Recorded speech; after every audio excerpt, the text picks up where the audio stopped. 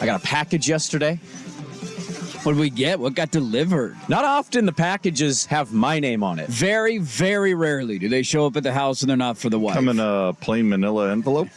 No, it's a box. Ooh. Oh. Ooh. And I don't know why. I don't know how.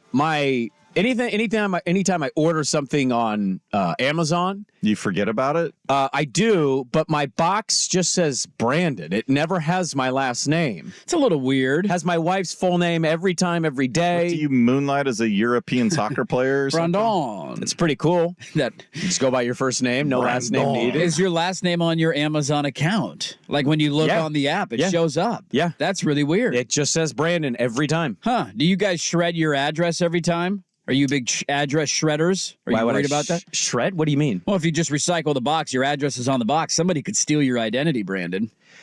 I assume I'm so online that like they can already do that. I don't shred any. People still shred stuff? My mindset is I have nothing to steal, so go ahead. Yeah. Yeah, not that much there. Right. You know, this is the wrong tree to bark up. Do you have a shredding machine in your house? We do. We have a shredder. Yeah. Oh, yeah. Wife's into it. She shreds everything. Yes.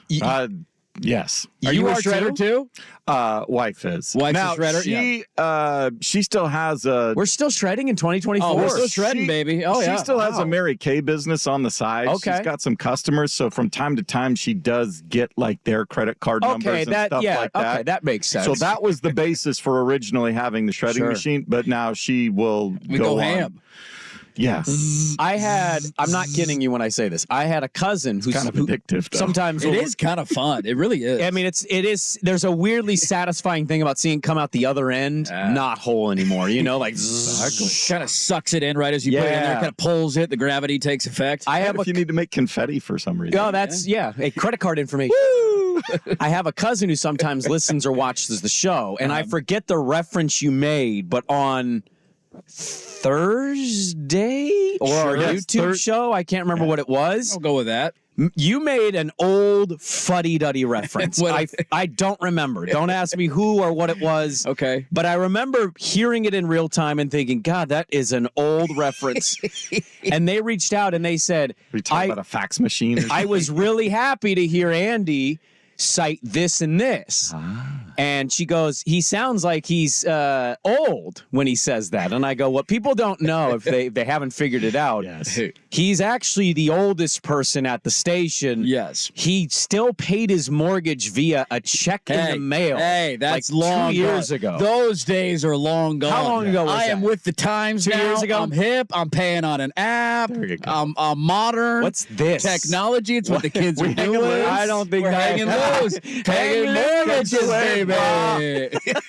Double stamp my stamp. That was probably It was like 3 years ago. probably 3-4 years ago. Yeah.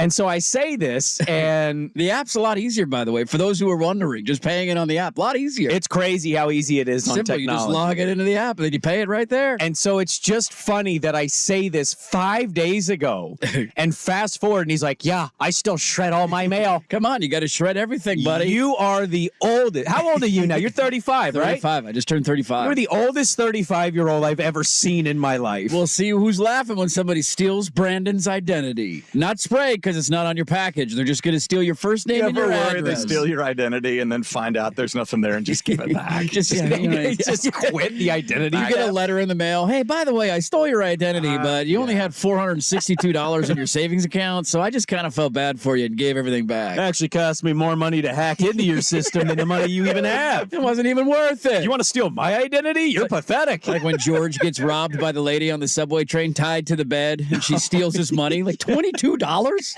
I wasted an afternoon on you for $22? That's all I get?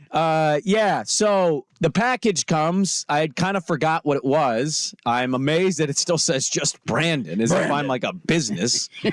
You're an LLC. You know what it was? I'm pretty excited about this. Is this your golf stuff from like 6 months ago? No, I finally did get that Oh, okay. package, though, and everything was accounted for. I didn't get ripped off by a random Instagram company. No, the algorithm on Instagram got me again Oh, no. with another thing that I've bought. I've officially become, and this is not going to be easy to hear. Once upon a time, I wanted to be a motorcycle guy. You did. That dream, it lived, and then it died rather quickly when Sukanik said, you know, you die just falling off it at 20 miles an hour. And I said, okay. There's no car around you. I'm officially gonna become a cold plunge influencer. This is a thing now. I have a cold plunge tank that I have to put together today. This is official. And I'll be taking ice baths for about 3 to 5 minutes every day. Are we actually going to get a live stream of the ice bath? I've thought about doing a Q&A for 3 minutes on my Instagram, but then I've also thought, what if no people show up and hang out and I'm just live on Instagram in a cold plunge half naked? Yeah, the biggest question that I maintain to have, and I'm very curious how this works out for you, because the cold plunge is interesting to me. Not that I would ever do it every day, but the idea that you have to buy something for the cold plunge is what I'm questioning. What do you mean? Like cold water is cold water, and you can get very cold water in your bathtub. Do you have a bathtub at home? The bathtub is too big. It's too big for the cold plunge. I know that sounds ridiculous, but must be nice. I wish I had do that big of a bathtub. It's a 20-year-old tub. It was disgusting when we bought it, and we scrubbed it clean. We barely use it. I can't fill it up enough, and then I have a guilty conscience because once upon a time I was in college, and I had to take a class where we learned when I was in college. I'm 37. That we were running out of actual drinking water. Yeah, it's running low. And people aren't as aware of that. And so, like, water scarcity is actually not a made-up thing. It's a real thing. It is. And so I actually have a lot of guilt. You feel bad about it. Filling my tub up because it's such a big tub that I can't drain it, but it's kind of gross to keep the water in there for like a week. Sure. Yeah. The cold plunge is designed to keep the water with a cover. It's a different thing. Okay. And that doesn't gross you out. The cold plunge tank? The water not being changed out. No, I will change it out once in a while, but no, because I'm not taking a bath. I'm just getting in there for 3 to 5 minutes, and then I'm getting the hell out of there. Now, doesn't this usually take place after a workout? It can vary. Some people will do it first thing in the morning. Just wake up and get cold right out of the gate? Yeah, it gets the blood flowing. Well, I'm curious what the temperature is in your cold plunge, how it works, and how often you actually end up doing it. I really am aiming to use it every day. Every single day? Yes, and I read some stuff yesterday as a non-scientist. I read some scientific stuff. Yeah, got some research. I did my own Aaron Rodgers research. Got your own research. And I saw a thing that says they highly advise you take a hot shower and then do it after. And I thought that seems like the reverse of what I'd want to do. Yeah, that's the backwards order there. But some people think it optimizes blood flow. That's like going hot tub and then jumping in a colder swimming pool. Yes. You got to go the other way. I tend to agree with it, but what if it health-wise is more beneficial? I'm not buying it. I want to do my own research. And my research tells me that it's better to feel warm after you're cold. So I switch that process up. I hop in the shower afterwards. Okay. You know, you go cold, not feeling good, you go jump in the shower. You feel great. Warms you back up. I've also felt incredibly old that my targeted Instagram algorithm is like cold plunging, golf trips, and how to make your garage cool. That's all you need. That's all you need in life to be happy. How do you fill it up? Where does it go? Like, how do you fill it up with water?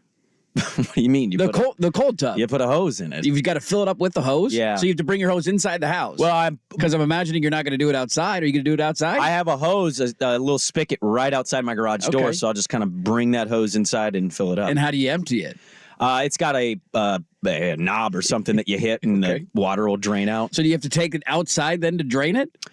Theoretically, yeah, but I'm going to keep it in my garage, so it doesn't matter. It'll dry anyway. Oh, okay. Yeah. Okay, this is fascinating. I'm going to keep the water in there for a while. Just see if now, does it cool it off every time you jump in the next day? So it's like a recooling effect, or does it just always stay cold? It'll always stay cold. It's designed to keep the water colder. It has a top on it, but also I'm putting this in my garage. My garage is freezing.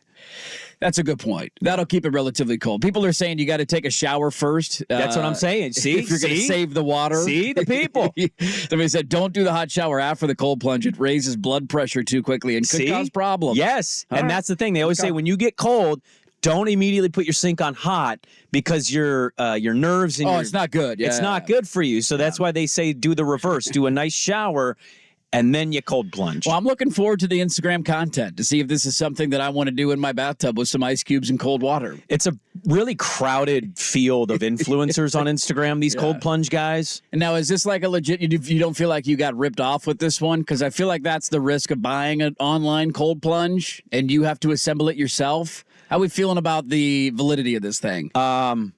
We're still uncertain. Okay. I did grab the box, and without doing much research after I bought it, I looked at the box. It said "Made in China." I went, "Made in China, Amazon product." This could end very poorly for me. I've done this before. Yeah, I've bought one of these things before. Oh yeah, we'll see. I'll give an honest review. If it's good, I'll say I like it. If it's crappy, I will feel really ripped off. Yeah, having something to kind of shock your senses and wake. I feel like it would be a great wake up in the morning if you're willing to. If you can withstand the amount of time that you need to be in there. They say if you do it consistently by like the 7th to 8th time, yeah, it's cold. You're used to it, but you're a little more it's more a mental thing than it is a shock to the system, but like mentally you got to get comfortable. You just drive down a little Willamette, jump into the Willamette. I don't want poop on me. Come on. Then you get nice proteins with your cold plunge. Do you guys, well, I know you don't because you don't have Instagram. Do you not get algorithm into buying things? All the time. It's gotten me a couple times now. All the time. There was this golf product the other day that looked phenomenal. What was it? It was an alignment thing. It goes on the ground, and you put rods into it, and so you could put rods through it on the ground. Okay. You could put rods that like go up sideways in front of your swing and behind your swing to make sure your hand position's in the right spot. And I watched like 15 videos of it, and I thought this is a really good thing to buy. Did you buy it? No, I did not. How close were you? Very, very close. See, the other thing is I get to check out if I click it on Instagram, but it's Instagram and Facebook, and I think Facebook's the devil. And so I have to actually Google the company because I want to know, is this real? Is this a legitimate thing or am I getting scammed? Yeah. And then I go through like 5 to 10 minutes of reading reviews to make sure it's real. But I bought the golf thing too, and it took like a month to get it. I was nervous that I got ripped off and my credit card information. That wasn't good. And the thing ended up sucking too, didn't it? Wasn't that your little mat that you swung on and it would show you what path your club head is going? Yeah, that was a bad purchase. It looked a lot cooler on Instagram than it was. And they offered a free money back thing. I also, my downfall in life is I'm very lazy and I don't like to repackage things. I'm the same way. Go to a UPS or mail, store, shop, I don't know what you call it. Send it back. A post office and send it back. I'm too lazy. I feel like anything in the double digits, I'm not returning. Yeah, that's kind of, yeah. If you get me in like it's 150, $200, I'm like, all right, I'll definitely return that. If it's like $59.99, it's like, it's not really worth it. It was $40 and $40, but I was like, maybe we'll just have this and one day play with it and figure it out. How much is that time and effort going to cost you? That's $40 of time and effort. You got to package, you got to send it, you got to do the right thing, you got to wait for your money. It's a whole thing. It's a whole process. Swigard, consider yourself lucky. You missed the era of the internet grabbing you and taking a hold of your life. I'll be curious about things, but rarely do I get the impulse. Yeah. From being algorithmed. Well, stay off Instagram too. I don't even have an account. Exactly. Stay off of it. You don't need it. And it's also going to suck you into things that you're not even like, how did this get in here? Why is this here? The only reason what did I say? What did I look up? Is because my son posts, like when he does artwork or stuff, he'll post it there or he'll post his snowboard videos there. That's the only reason I'm curious, but you just gotta say, hey, just text it to me. He's got the video and he's got the picture. I can't get him to text.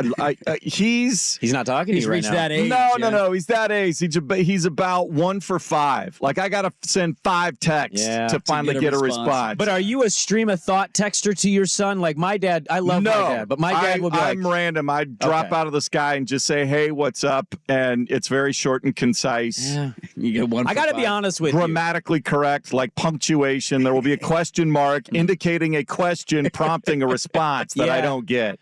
I get those sometimes from my dad, and it's not I love my dad, but like it's more of a phone call question. It's not something I really want to I'm fine, but like you're not always fine when you say you're fine. No, you just say you're fine. I think that's just kind of texting wise, that's a hard question to answer, Hey, what's up? Just respond, it's complicated. Love you, Dad. It's complicated. It's a little complicated. I'm in my young 20s. All right, well, let's get it going. We have a loaded show. We have a lot to talk about. We've got Alex Gold from KC 610 Sports Radio. The Chiefs are on to another AFC title game. I want to know if he doubted. I follow Alex, and I see his stuff from time to time. And it felt like he was highlighting the weaknesses of the Chiefs as the season was going on. But it must be nice to have a Pat Mahomes in your back pocket where you go into a game and you go, we might not be better. but our quarterback is going to be. We got that guy, and that guy's the best. So I want to talk to him. We'll dive in on the Buffalo game and then the matchup with the Ravens. We got the mail sack at 8:15, so get the mail sack questions into the Vancouver Ford text line. We're off and rolling. We start in the association. Dirt and Sprague, good to be with you on 1080 The Fan. The Herd with Colin Cowherd.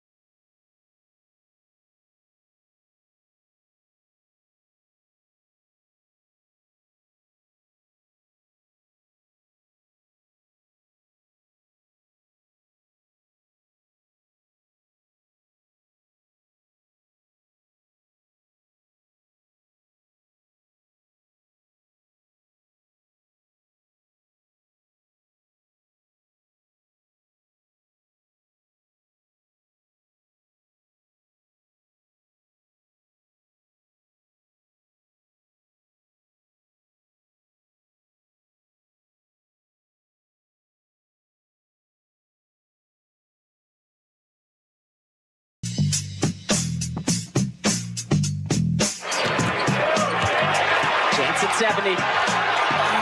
Embiid, coast to coast for 70. This is Dirt and Sprague on 1080 The Fan. Joel Embiid, what a night in the association last night. Was a good little night of basketball. Who would have thought that scoring 62 would get almost no mention in the media scene because Joel Embiid goes for 70? Also, it was in a loss. You got to win. It's got to mean something. It's not just that it was in a loss. It was a very bad loss, but Joel Embiid became the 9th player last night in his win against the Spurs in Wemby to score 70 points in a basketball game. It was pretty fun. It was hilarious to watch him. I obviously didn't see the entire thing, but watching the highlights of it, seeing him back down Wembanyama, that guy's going to dominate the NBA at some point. And he had a couple of shots that were like up and around Embiid that Embiid just turned around and didn't know would hit him. But watching him get dominated in the paint, at least, it brought me a slight bit of happiness. We have Joel Embiid audio. He did this, I guess, on the anniversary of another player achieving a milestone, and I wasn't aware of this until the end of the game. Yeah, I saw this on social media last night. And here was Joel Embiid's thoughts. Even though I started playing late, from the time I started playing, Kobe was my guy. He's the reason why I started playing basketball. And it's funny because on the same night he had 81, and that was my favorite player. So, when I started, that was the guys that I was looking up to, and they were doing all this. So, if he says it's inspiring, I hope, in a couple of years, hopefully when I don't have to guard him and I'm out of the league, he's able to do the same thing and, go out and break all these records and possibly break Wilt's record of 100 points. So the anniversary of 81 from Kobe, Joel Embiid gets 70 and then says Wemby might break the 100-point barrier set by old Wilt back in the day. Kevin Durant had a nice little game for the Phoenix Suns. He did, and he was told in the media scrum about Joel Embiid scoring 70. Here's his takeaway. Brandon, I don't know if you saw Joel Embiid score 70. Cat had 60. 70? Yeah, Joel has 70 today. 58 3. Yeah, 70. Yeah. So what did nights like tonight mean in the NBA? Shit. That's a great 70. 70. 70. Can I say this? Can I give And he you only my, hit 1 3. that was going to be my hot take on this. Yeah. Like when Dame had 70, what do you have, like 8 or 9 crazy. threes or Joel something? Embiid If did not it more the than right way. He did it the old way. unanalytical way. He earned that 70. No, but I will say, I do think there is something that is a little more impressive about not making 15 3-pointers and scoring 70 points. Is that a hot take? Is that too hot take? I don't think he was pretty efficient, too. Was he 24 of 41? Oh, I mean, and then he went to the free throw line and took care of business there. He's the league MVP. He's at like Certainly. 60, 40. Brandon, playoffs. Yeah. Playoffs. Come on. Playoffs. He can't win the MVP. For the regular season? Have you seen him in the playoffs? For the regular season? I love that we do this in every sport. We're doing it now. We did it with the won a title! in the Heisman Trophy. The playoffs should matter in the Heisman Trophy. The NFL MVP, it should matter in the postseason. It's like it's a regular season award. No, the only thing you have to worry about is the new minimum games. Oh, yeah, the requirement. Was it 65? I thought it was 58. No, I think it's 65. Did it get moved up into the 60s? Yeah, I mean, that's a good requirement, by the way, to have, especially if you're going to do all NBA stuff because guys get bonuses. 70 points and 18 rebounds. I kind of put him in the, I don't know if it's a linear comp, but I was listening to his post game, watched a little bit of this game. I was kind of perusing the NBA landscape last night. I got some other audio I want to get to that's I thought pretty good. I kind of put Joel Embiid in the Lamar category. An athlete that we all know is otherworldly. He's amazing. And I don't like that we always do it, but we do kind of acknowledge that we're also sports fans and championships in basketball matter a great deal for a player. Yes. And championships in football for quarterbacks. Only quarterbacks. Only quarterbacks matter a great deal. I kind of view Joel Embiid and Lamar as the same. Like, we all know what we're seeing is awesome, but there is a segment of people, a portion of people that say, go win the chip then. Yeah. And I don't know why we do that, like why we have to like chip or bust with players and just say this guy's amazing. Sure. But I kind of comp them the same way, Joel Embiid and Lamar Jackson. Elite players, you should never doubt their abilities. And I think they're both reminders. We'll see what happens with Lamar this year in the playoffs. But Embiid, at least, is a good reminder in the NBA that even for Denver, to use them as an example, like before, or when Jamal Murray was hurt, before they got Aaron Gordon, what was Denver doing in the playoffs with Jokic playing as good as anybody in the league and being an MVP candidate? They lost a series to the Blazers in the second round of the playoffs. They did. That happened, and Lillard wasn't even that good in that series. That's where they were at. Jamal Murray got better. He got healthy. They added Aaron Gordon. They picked up some really good reserve role players. The team got better around him, and now he wins, and now his legacy is validated. Joel Embiid is a reminder of that. Like his running mate the last couple of years in the playoffs has been one of the biggest disappearing acts in NBA postseason history, year in and year out, and a guy who wanted to get out of there. And we'll see how this year goes. I'm not expecting much different from Philly because the game plan is, how do you stop Joel Embiid, throw 15 bodies at him, make everybody else beat you, make his life a living hell. And if one of the random bench guys steps up for 25, you can live with that, but it's not a reliable strategy. And it's really frustrating when you can't have nuance in some of these debates. Joel Embiid is one of the best players in the league. He's been deserving of MVP consideration. He's deserving to win it again. And what he does in the postseason has no bearing on that whatsoever. Very rarely, Dirt, would you find a 70-point night is so amazing that it overtakes a 62-point night. And Karl Anthony Towns, the Minnesota Timberwolves, they had this. The problem was it's not 70. No. The other problem was they lost at home to the Hornets. And Brandon Miller looked really good last night. Brandon Miller is looking really good in general. That's fun. That's cool to know. He's shooting 37% from three. He's 6'7". Last night he was absolute. I watched more of that game on League Pass than I did the Joel night. I was keeping tabs on Wemby Joel. The Sixers game was on NBA TV. Yeah. And so I flipped. I heard what was going on. You're alerted to it. Alerted to it. He had 20 points in the first 10 minutes. Yeah. It was. He had 44 at the half, I think. No, Cat had 44 at that. That's what I'm saying. But I mean, it's just unbelievable that a 62-point night kind of just falls by the wayside. But I want you to listen to the head coach of Karl Anthony Towns.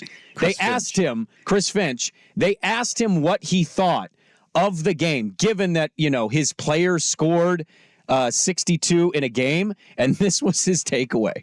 It was an absolute disgusting performance of defense and immature basketball. All the way through the game. So it really didn't slip away. It had been there from the jump. So this is what happens when you have this type of approach. Obviously, we're going to try to feed a hot hand, look for a hot hand, but at some point, we got to get back to making the right play. We got to get back to doing the right things. That's just, like I said, there's a lot of ways to be immature. There's always a lot of ways to be immature. And there was a lot of immature performances here throughout the roster. We totally disrespected the game, ourselves, and we got exactly what we deserve. So, Chris, did you also see, did it turn into Karl trying to hunt like a big number? Yeah, but for a while, it was going. But, down the stretch, we kind of dried up for us. But, yeah. Down the stretch when it mattered most, he dried up on us with 62 points. There you go. He was on the bench for like a chunk of the fourth quarter with 62. And then they brought him in for that last offensive possession. He definitely got fouled on that, by the way. He got hacked like 5 times. You thought he got hacked on that? I thought he did. I thought Miller and like 3 other dudes just grabbed his arm. Well, the guy that got the block, Leaky Black, formerly of North Carolina fame. Yes. He got the block. They fouled him at the end, so they're up 1. Leaky Black is going to the line. We had the play-by-play guy of the Hornets on 2 years ago. We did. Eric Collins. He's fantastic.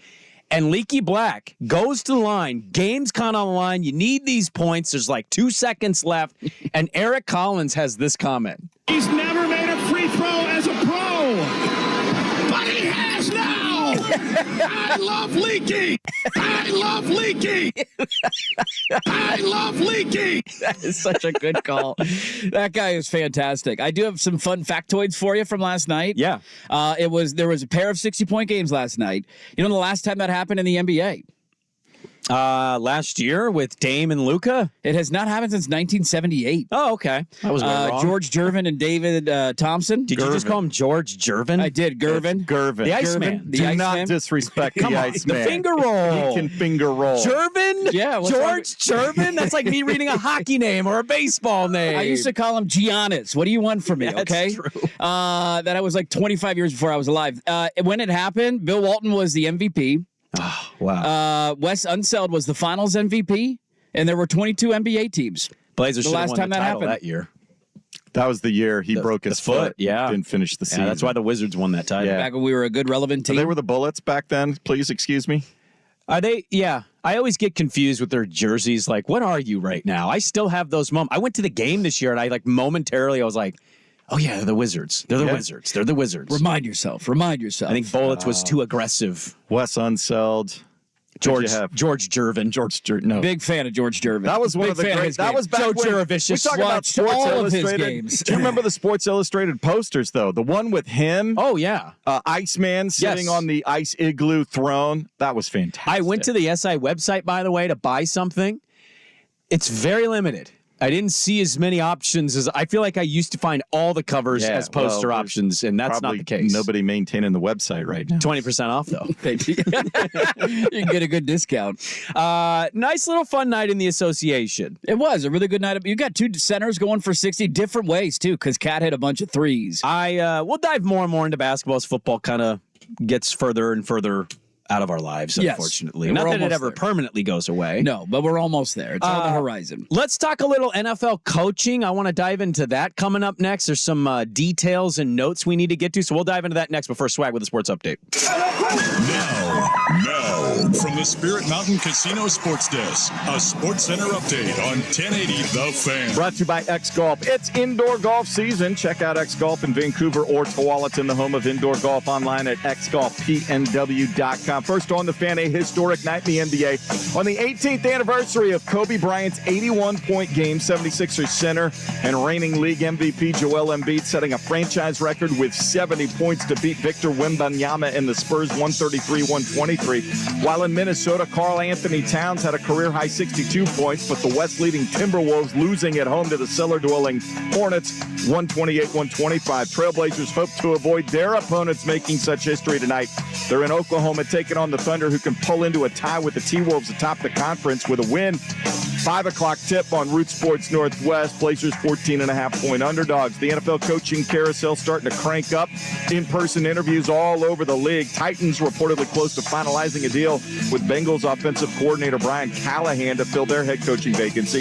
Jim Harbaugh will have a second interview with the Chargers, while Bill Belichick continues to talk to the Falcons about their head coaching position. More sports scores and stories in 30 minutes. Jason Swigart from the Spirit Mountain Casino Sports Desk. Get the Spirit Mountain Casino Sportsbook powered by BetMGM for all the pro football postseason action. Visit spiritmountain.com. The original home of the Herd with Colin Coward.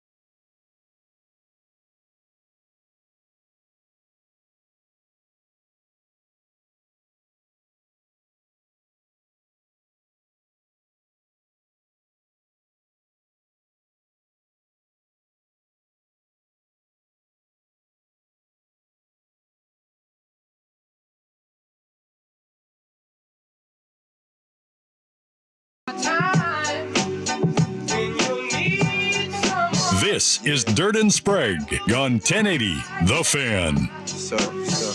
All right, welcome back in. Dirt and Sprague with you. We have a lot to get into today. A lot of interesting things happening in the NFL coaching circles. Brian Callahan, the OC of the Bengals, reportedly the man for the Titans job. There's your replacement for Mike Vrabel. It's weird to say this because when you see a good offense, a successful team, it shouldn't be, but I have a weird, don't know how to feel about Brian Callahan thing. And that you can say, well, okay, how do you feel about Ben Johnson? I love Ben Johnson.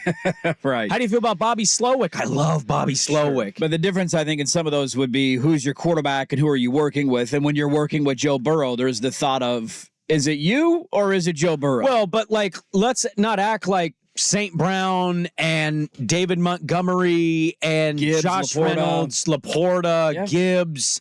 And you know what? Say what you want. Jared Goff. Let's not act like that's just a straight cast of bums. But I feel very strongly about Ben Johnson, Brian Callahan, and I'm like, I don't know. And I don't think that means that he's going to be good or bad. I saw that yesterday, and I kind of went, oh, okay.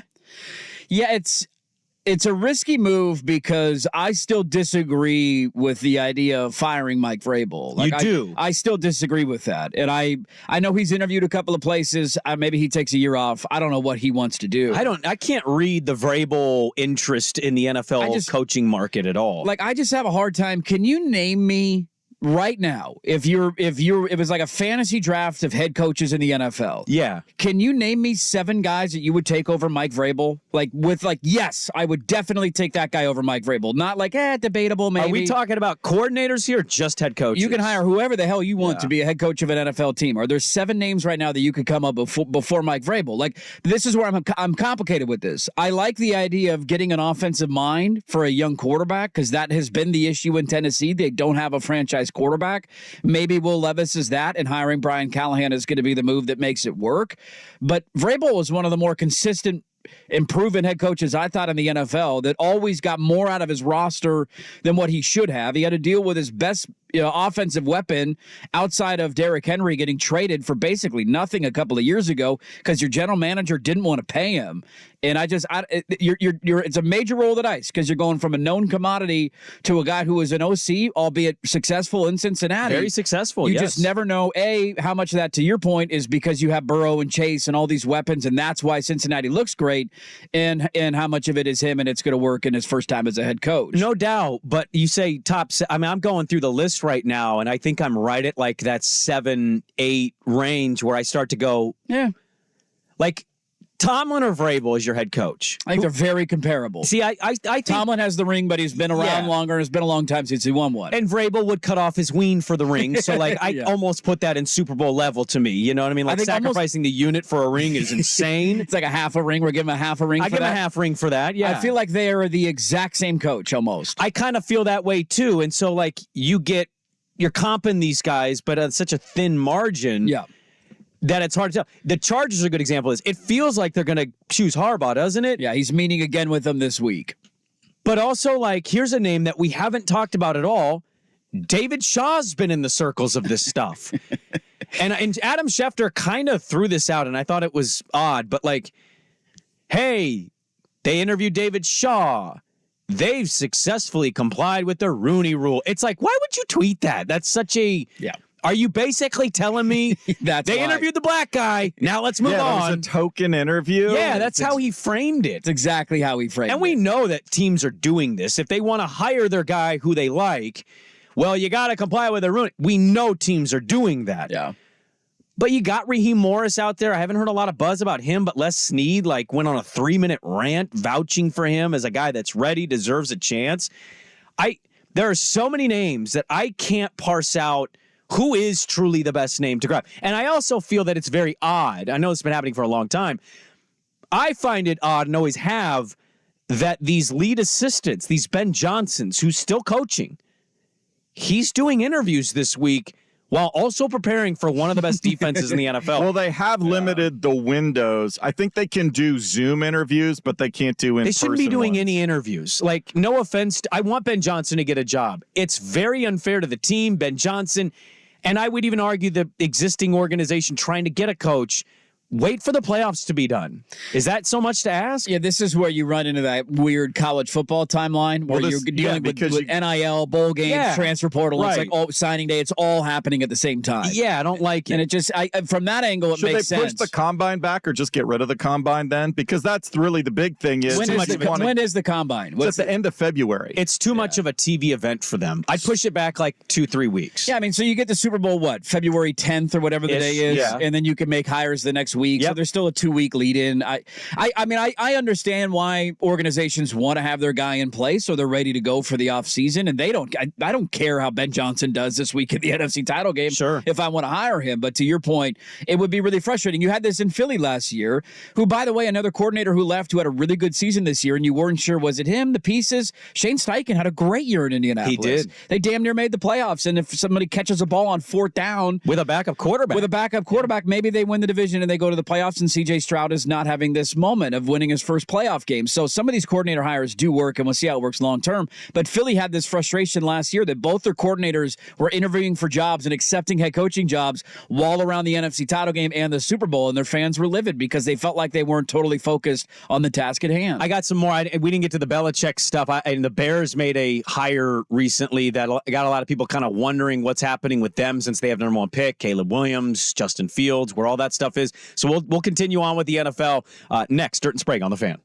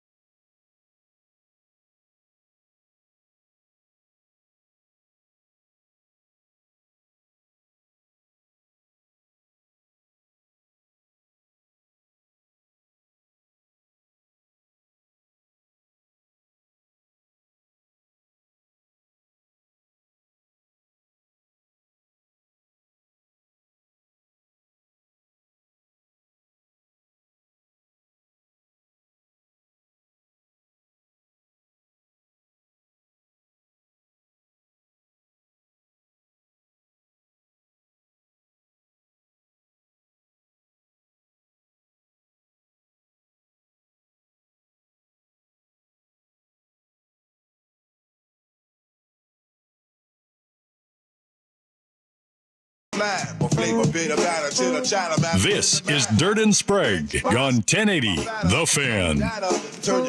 Something to get into at the top of the hour. Do the Ravens stand taller than the rest? I want to talk about that. We'll get to the mail sack. So you got to get those mail sack questions in. Any and all questions if you're new to the show. The mail sack is basically a Reddit AMA. Ask us anything, and we will get to those questions at the Vancouver Ford text line, 503-864-6326. They shoot you right before, during, and after the sale. Visit them at vancouverford.com. So that'll be at 8:15, and then you can also throw some questions in on the YouTube chat. The youtube.com/1080thefan chat. If you're hanging out with us on the visuals and the audios, you can throw your questions in the comment section. Would you fire your coach right now if you just lost a playoff game for Bill Belichick? Should the Buffalo Bills fire Sean McDermott for Bill Belichick? Yes, they should. I would do it. I would do it if I was Dallas, and I would do it if I was Philadelphia. I would do it if I was all three. That's the coach you want? I'm not necessarily saying he's the top of my board, but would I take him over? Oh, who's above Bill Belichick for Buffalo, in your opinion? Jim Harbaugh. I think you have Harbaugh ahead of Bill Belichick? Just because he's younger and there's a longer window there. I don't know how many more years Belichick is going to coach, and I don't know how long Jim Harbaugh is going to stick around because he doesn't last very long in NFL jobs, albeit only one. He did last for a while at Michigan. But the age factor there, the offensive factor, I would give the slight nod to Jim Harbaugh. I know that's slightly disrespectful to the greatest coach of all time. But would I rather have Sean McDermott or Bill Belichick? I would take Bill Belichick any day of the week. Would I rather have Mike McCarthy or Bill Belichick? I would take Bill Belichick every day of the week, and the same goes for Nick Sirianni. Yeah, Dallas in a heartbeat. If you have a team that's got the key pieces in place and you're trying to find the magic formula to finally punch through and get and win a Super Bowl, yes. If you are in the Chargers boat or the Titans boat, no, because it's a longer haul. Unless you're bringing them in as some sort of consultant in the front office to help build the foundation of that can sustain winning for the long term. But as the head coach on the sideline making the plays and the calls and all that sort of stuff, I don't see Bill doing it. Bill wants to get past Shula, and after that, I wonder if he's taps out. I believe he's 15 wins away, so he's about a year. He's probably 2 seasons. No matter what he says or anything else, he has the biggest deal. And so 2 seasons, maybe 3 at most before he's done. Yeah, I think there's a lot to that. I also think there's an element of, like, can he set you up if he leaves in 2 or 3 years to be in a good position? You can certainly say, well, Buffalo's already pretty good. And they got Josh Allen. They're going to be fine. Josh Allen's a stud. Like, he did everything he could. He threw the most perfect ball. Yeah, but you look a lot of those guys on the defense, Poyer, Hyde, Miller, that sort of thing. You're going to have to flip that roster in a year or 2. Your window is right now. I think you should be flipping the roster this year. I like a lot of those guys. One of them I root for because he's a beef, but, like, they can't stay healthy, and they can't seemingly get the stop when they need to get the stop. Now, you guys have both said yes to this. Now, let me throw you in your hellscape. You've hired Bill Belichick instead of having Sean McDermott. Congratulations. I think a lot of people agree with that. Your offensive coordinator is Josh McDaniels, and your DC is Matt Patricia. We might have still in? We still in on this party? Or this is a pants party or no pants party? Here's what I would say. I would say that formula as them as coordinators with Bill pulling the strings was pretty successful. When was the last time it was successful? When they had Tom Brady. What was it post Tom? I mean, I think this is a fair thing to be wondering out loud. Matt Patricia quite literally fell on his face as the DC, the interim DC for the Eagles this year. Well, he was, that whole thing was handled terribly. And I have it certainly was. I have zero evidence that Josh McDaniels is actually a good offensive coordinator. Because without Tom Brady, his offenses ain't doing a whole lot. Sure, I don't disagree with those Josh points. Allen. Not that he's Tom Brady, but he certainly has all the tools. But would you rather have Josh McDaniels or Joe Brady? Like, I think there's a lot more to this Bill Belichick stuff. No, there is. It's Bill Belichick. Okay, but the report said yesterday, and Atlanta might be the favorite for this because reportedly he wants kind of a rebuild, which, dude, you're old. What are you doing? I don't get that.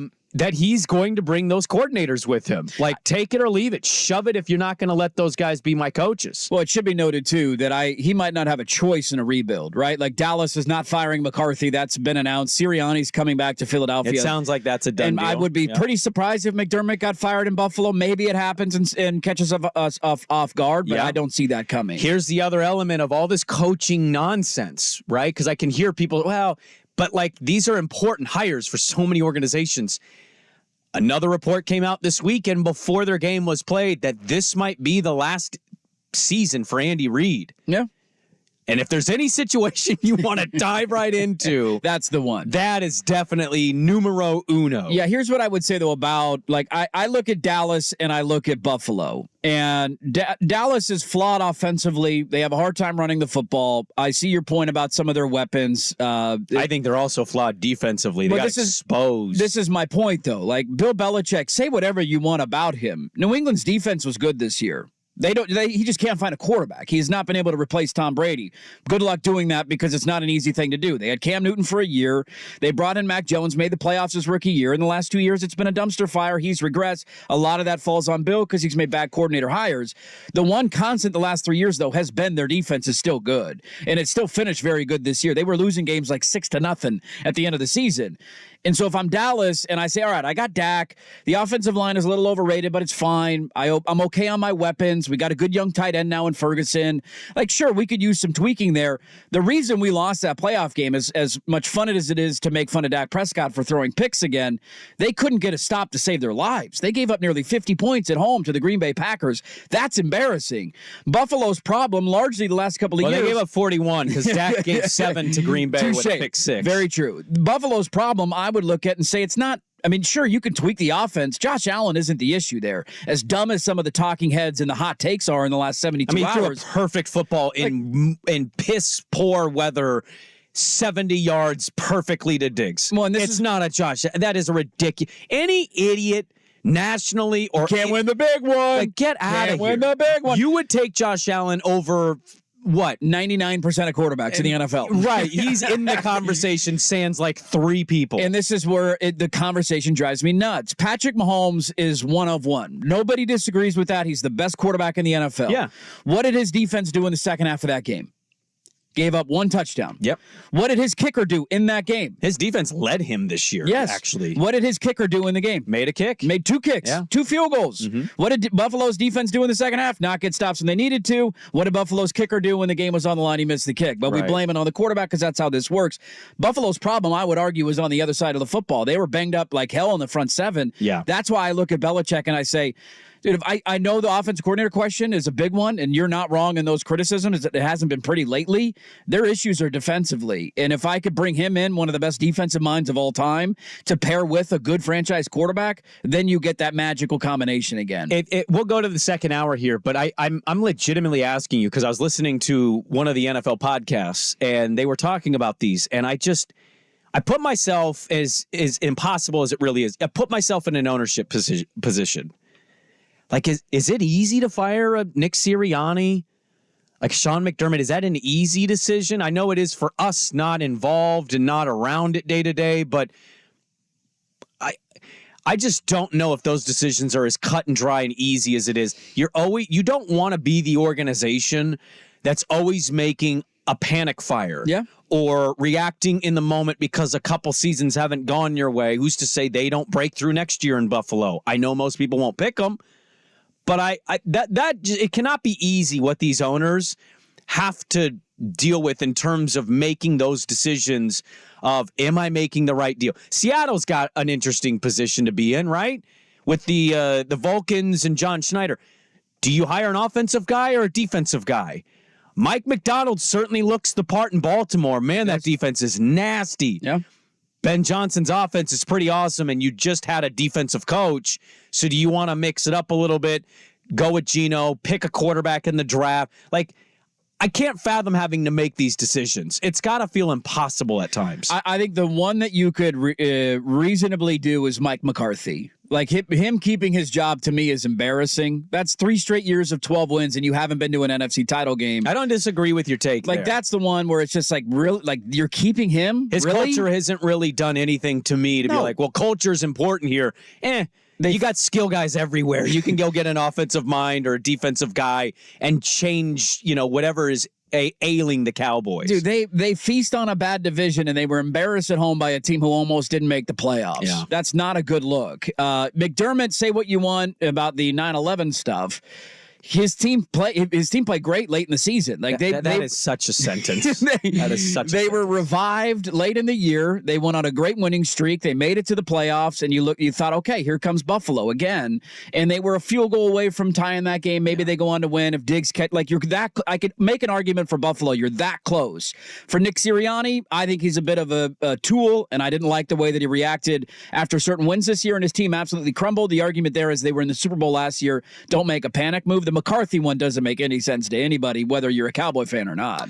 We have a loaded second hour. If any coaching news breaks, we'll pass it along. Do the Ravens stand taller than the others? Alex Gold will join us in Kansas City at 7:30. And we've got anti and pro this in the NFL happening right now. Hour 2, Dirt and Sprague on the Fan. Did you know?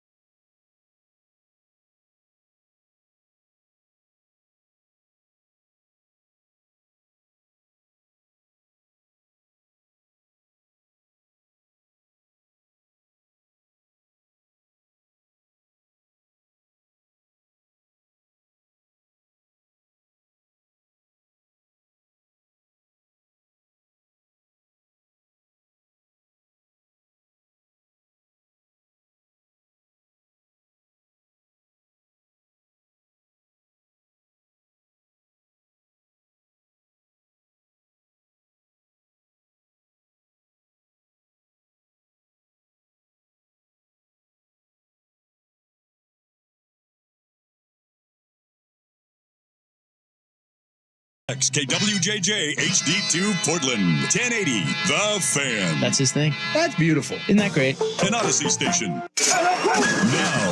Now, from the the Spirit Mountain Casino Sports Desk, a Sports Center update on 1080 The Fan. Brought to you by X Golf. It's indoor golf season. Check out X Golf in Vancouver or Tualatin, the home of indoor golf, online at xgolfpnw.com. First on The Fan. Kobe Bryant dropped 81 in a game exactly 18 years ago Monday night in the NBA. Well, they got caught up. Joel Embiid, a franchise record 70 points, beating Victor Wembanyama and the Spurs 133-123 in Minnesota. Karl Anthony Towns, a career-high 62. But the West-leading Timberwolves lost at home to the cellar-dwelling Charlotte Hornets 128-125. Trailblazers hope to avoid giving their opponents any such history tonight in Oklahoma City. They get the Thunder, who can pull into a tie with the T-Wolves atop the West with a win. 5 o'clock tip on Root Sports Northwest. Blazers 14.5-point underdogs. That NFL coaching carousel starting to whirl away.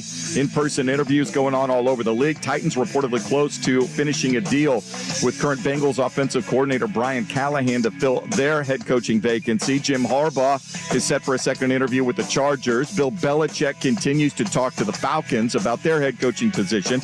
College hoops tonight over on 910 ESPN Portland. The Pilots making up last week's postponed matchup against the San Diego Toreros. 6 o'clock tip pregame coverage at 5:30. More sports scores and stories in 30 minutes. Jason Swigard from the Spirit Mountain Casino Sports Desk. Get the Spirit Mountain Casino Sportsbook powered by BetMGM for all the pro football postseason action. Visit spiritmountain.com. Go deeper on the Trailblazers. The Rose Garden Report with host Sean Hyken. Download the Rose Garden Report on the free Odyssey app or wherever you get your podcasts.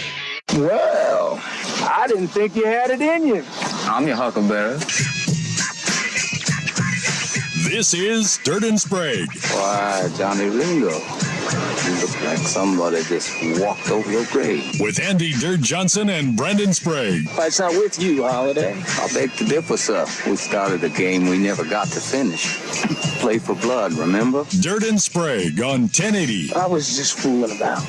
I wasn't. The Fan. All right, welcome back in hour number 2. Dirt and Sprague here on Portland Sports Leader 1080 The Fan, the Odyssey app, youtube.com/1080 The Fan. If you missed the first hour of the show, catch it at 1080thefan.com under our Service Patriots podcast section.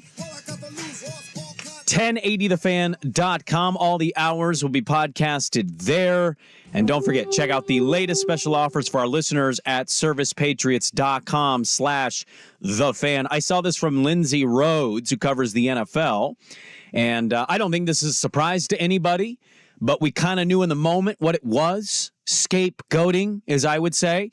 Weeks 1 through 10, the Bills' offense was 3rd in EPA, play rate, and 1st in success rate. Weeks 11 through 20, they were 6th in EPA and 7th in success rate. Bills' defense, weeks 1 through 10, 17th in EPA and 23rd in success rate. And their defense, 11 through 20, 7th in EPA, 16th in success rate. So their offense actually got worse, and their defense was awful. So Ken Dorsey gets the scapegoat award. Yes, he does. Everybody kind of looked at them and thought Joe Brady saved the day. And it's funny when you put numbers behind it and say, no, that wasn't the case. Buffalo lost a lot of really dumb games this year that they had no business losing. The other challenge for them going forward, you know where Josh Allen's cap hit goes? Through the roof next year. $47 million next year. I think it was, I got it in front of me to see what it was this year. It was 17, 19? It was 18, yeah, it was 18 million cap number this year, 47, 56, 52 the next 3 years. And so that's, they're going to have to work some of that stuff out. But we're seeing, Kansas City's been here for a while. You can do it if your quarterback can play well. You got to draft well, too. That's the most important part. You have to have guys on rookie contracts. Look no further than Detroit, who, although they haven't paid all their guys yet, they've drafted well, and you seeing what drafting well does. We'll get to the fuddy-duddy versus the driving force of football crowd. They bashed heads yesterday. I've never been more turned off by the discourse in the NFL. Really? I've gotten where you're at with the NBA. Yeah. The reaction to playoff games and the stuff that was going on yesterday, the way we discuss quarterbacks, the way we have to have takes after every game, every moment, every throw, and then the stuff that you're talking about, I turned it all off yesterday. Well, I want to let you know today they've decided to bring back back again that the Dallas Cowboys had a brother of a player say he hates the team. Good. So let's spend 10 to 15 minutes on it. By the way, we were proven right this weekend. I want to, everybody, Swag, if you could turn your microphone on, round of applause. America told us in strong force the Detroit Lions are our team, not the Cowboys. Record-setting numbers for that Bucs-Lions game. That number 40 million. It blew out the Bills and Chiefs game. That's unreal. Like it was. That is an unbelievable feat. I would have never guessed that was going to happen. Insane. You had Mahomes versus Josh Allen in Detroit. Jared Goff versus Baker Mayfield. The 9-8 Tampa Bay Buccaneers got a bigger number than that. They are now officially America's team. I think I'm not kidding. I really think America, there was a map yesterday. It's the Cubs, dude. How do you not fall in love with this story? Yeah, except they weren't the lovable loser. They were just losers. Like, they weren't even lovable. No, the Lions were not lovable. You didn't even like them on Thanksgiving, but you're like, well, I guess tradition, we'll eat a turducken. I mean, they didn't come close enough heartbreak necessarily like the Cubs did, but I think when you looked at the Lions, the first thing you thought of was, oh, that's too bad. No, it was more like, why do you... Remember with Nepper, we used to go, why do you root for them? They had Barry Sanders. That wasn't enough. They had Calvin Johnson. That wasn't Stafford, enough. And Scott Mitchell, Herman never Moore. win. Oh, man. I'm happy for Lions fans. I saw a map of America, and I never know if this is real or the internet's full of crap. It showed America's rooting interest in the NFC title game. California red. Every other state in the nation, blue. The Lions. And I said, that's accurate. That is 100% accurate. I think you also have to split up California because anything south of, like, I don't know, San Jose is not rooting for the 49ers. Like, you get down into Los Angeles and San Diego, there's no chance they're rooting for the Niners. No chance. Yeah, they are. The Rams fans are going to root for the 49ers? You think Rams fans are real in L.A.? I mean, there's some of them. You think Chargers fans are real? In San Diego, they are. When the Niners go to a Charger or Ram game, that stadium is red. I think you're overlooking the hatred between Los Angeles and San Francisco in all sports. They don't root for each other in anything. I think you're way overrating LA sports fan. They are not real. I mean, I'm not. They're Lakers, USC, and Dodgers, and that's kind of it. Sure. I don't think people in Southern California are rooting for the Niners over Detroit. I think you're way overestimating. Yeah, I would just agree to disagree there. I think most of Southern California football fans are still Raider fans. Exactly. Or Rams fans. I don't think that's real either. I think there's more Niner fans than Rams fans in LA. Ooh. I don't think that's a debate. I don't know about that. We can argue with walls, or we can just see the evidence of the games. It's red every time they're playing the Chargers or Rams. Yeah, I mean, I get it because there's a lot of fans that probably move from San Francisco to L.A. 100% and they get to see their team when they come play. And then the Rams also and the Raiders left, and for so long, all they had was what? The Chargers or the Niners? The Niners were good. I think people in Los Angeles were always Raiders or Rams fans. If you were an actual football fan, you were always rooted for those. You never just switched your allegiance to the 49ers. I'll put a poll question up. Who's got a bigger fan base in LA, the Rams or the 49ers? Yes. We will disagree on that. I want to ask this question. Do the Ravens, to you guys, and I know this could be a mistake, and you text something in last night that I thought's interesting to this question. Do the Ravens stand the tallest of the teams left in the NFL to you? I think they deserve that from the regular season. They're above the remaining other three teams. The way that they looked in the regular season and the way that they played in their lone playoff game, I think they deserve that. I am not gambling on them this weekend because if I can get Patrick Mahomes with a hook on the road, I'm taking the hook. It's just I don't know if they're going to win the game. I have a hard time seeing Baltimore win that game by more than a touchdown. Their offenses can be concerning at times with me with the way Kansas City plays defense, especially. And that was the best that Kansas City looked all season, I would argue. Offensively, they didn't have a lot of big issues. I know they had the one safety fumble, which is a dumb rule, but we don't need to get into that again. Their offense functioned at a high level. They ran the ball. They didn't have costly drops in big moments. That was the most efficient they had looked, but I think Baltimore deserves the credit for what they've done for the entirety of the season. I'm in no way going to poke holes at Baltimore. We saw what they did against the Niners. They're the 1 seed. They're going to have the league MVP, and Harbaugh is a proven coach. They also played the easiest team, I think, in the playoffs that was remaining a week ago. And so, I don't mean that to, say, well, that win by that margin doesn't mean anything. I'm just simply saying, Kansas City was certainly battle-tested this past weekend in Buffalo. Yes. The Niners, double-digit, basically favorites. absolutely. There was a little Green Bay mojo kind of going into that game. And Green Bay, I thought, should have won the game, to be honest with you. And the Lions, I know the Bucs aren't amazing, but the Bucs were kind of playing without money, feeling good. The Lions are at home, and yes, they're home, but playing with this kind of in the back of their mind pressure of we got to get to the NFC title game. We're at home. I'm not saying the Ravens aren't. I find it interesting coming out of the divisional round, tested versus not being tested. I think the other part of that too is you had a rookie quarterback on the road for the first time in the playoffs. Like that's a favorable matchup. I don't know if you were splitting hairs between like Tampa's roster and Houston's roster. Yeah, right. Not a huge difference. I think the difference is Baker Mayfield's been through it. He's seen a lot. He's not a rookie playing on the road for the first time in the playoffs in that atmosphere against that defense. Sure. It's just a different animal. You give those young quarterbacks a lot of leeway, and C.J. Stroud had a really rough day, as we could all understand he should have a rough day because he's young and it's just hard to win at that level when you're that early on in your career. I cannot wait for the matchups this weekend. I am so excited because I think either way you're getting great storylines no matter who wins. But the Baltimore-Kansas City game of can Baltimore actually do this? Like I've looked at the AFC all year and I made this argument for Buffalo. It feels like there's a pathway. Kansas City does not look as dominant as they've looked in years past. They look beatable. Now, maybe that's out the window now. And you had Cincinnati, who has been this dominant playoff team that Buffalo and Kansas City have had a hard time beating in the postseason. They're gone. They're not there. And so there's a pathway for you. The Baltimore Ravens get this game at home. There's a lot of pressure on them. Like, if you're going to get it done, now's the time you got to get it done because Kansas City's not going anywhere. Cincinnati's going to be back. Buffalo's not going anywhere. It's going to be an incredibly difficult field to get through. And this is your opportunity to do it at home. It's kind of weird to say out loud because the Chiefs fans and the organization, I think, have a standard for themselves, and rightfully so. In a weird way, you could almost sort out the pressure and kind of say, is Kansas City playing with the least amount of pressure of any of the four teams here? I mean, I think they are. Because I think Detroit, they certainly, nobody's going to be surprised if they lose. But like that city is starving for just give us a shot at that chip. San Francisco's playing in a situation where, man, they have to win. They lose another NFC title game. Woo, little Buffalo Billsy. Yep. And Baltimore's clearly, I think, most dominant so far with the league MVP, with a tremendous, nasty defense at home with a proven coach. Like, it's weird to say that with Patrick Mahomes, but I think that's kind of where the Chiefs are, which is a scary place to be if you're a Baltimore fan. Baltimore, I think, has all the pressure in that game. Kansas City has proven it. They've won a Super Bowl without Tyreek Hill. Mahomes has two. If he loses, nobody's batting an eye. It's just off year for them. They're going to be back next year. Not a concern.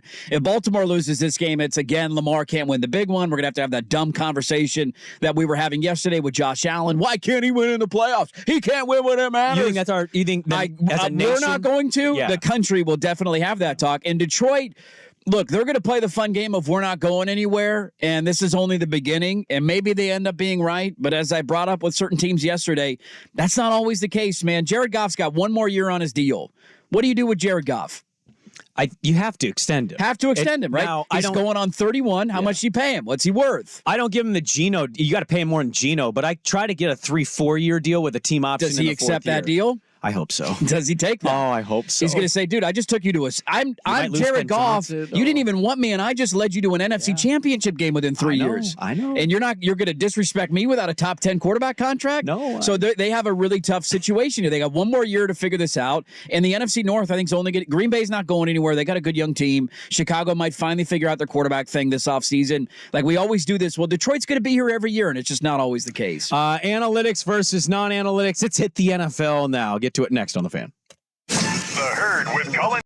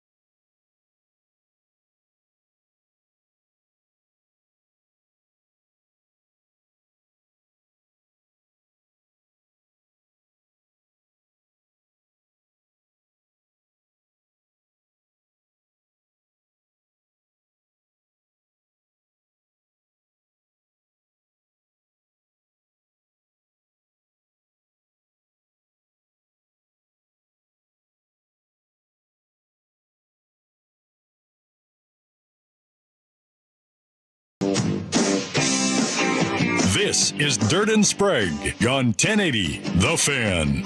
All right, poll question went up at Dirt and Sprague. Are there more Niners fans in L.A. than Rams fans? The text line is disagreeing with you.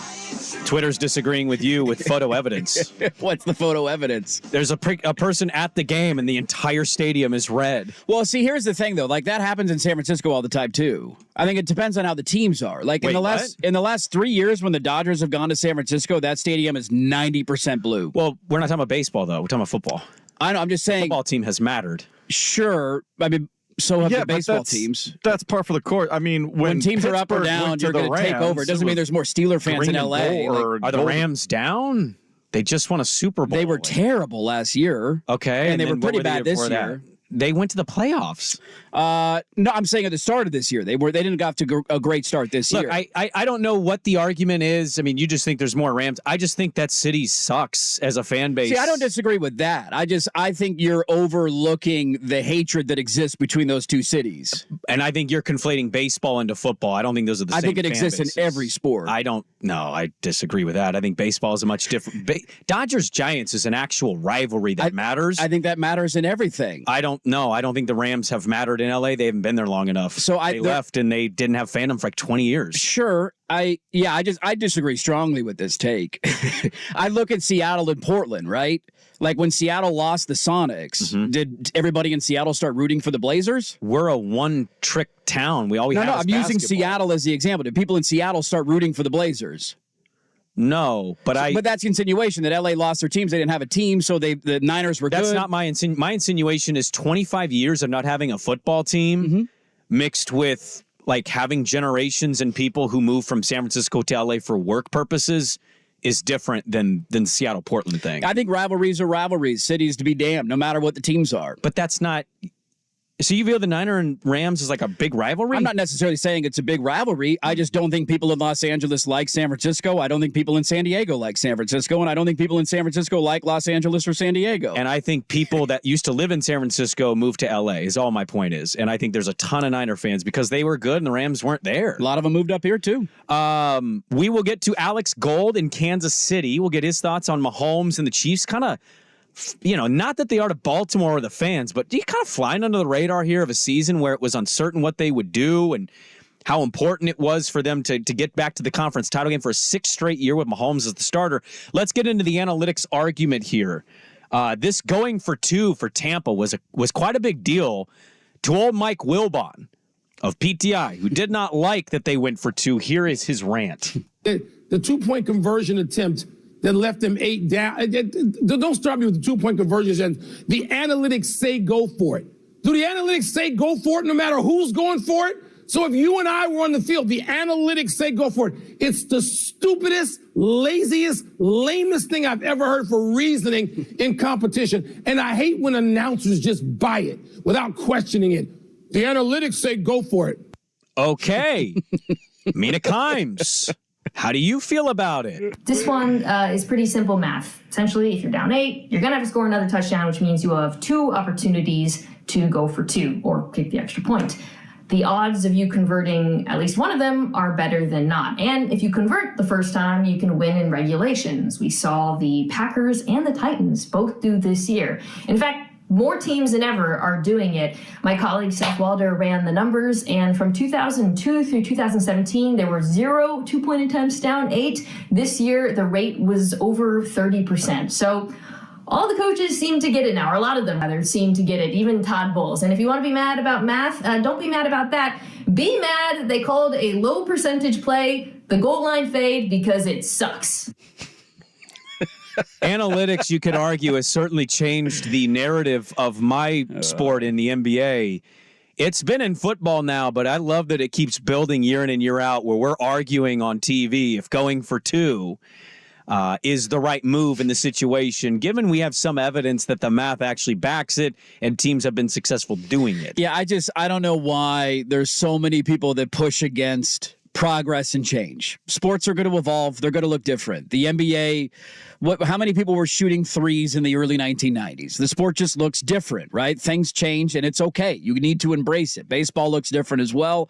Not everything is good about it, but the sport evolves, and it's going to change. Football is here now. Like, this is the right idea, math-wise, to go for two, because if you get it, you don't have to get another two-point conversion. You kick a PAT, and you can win the game.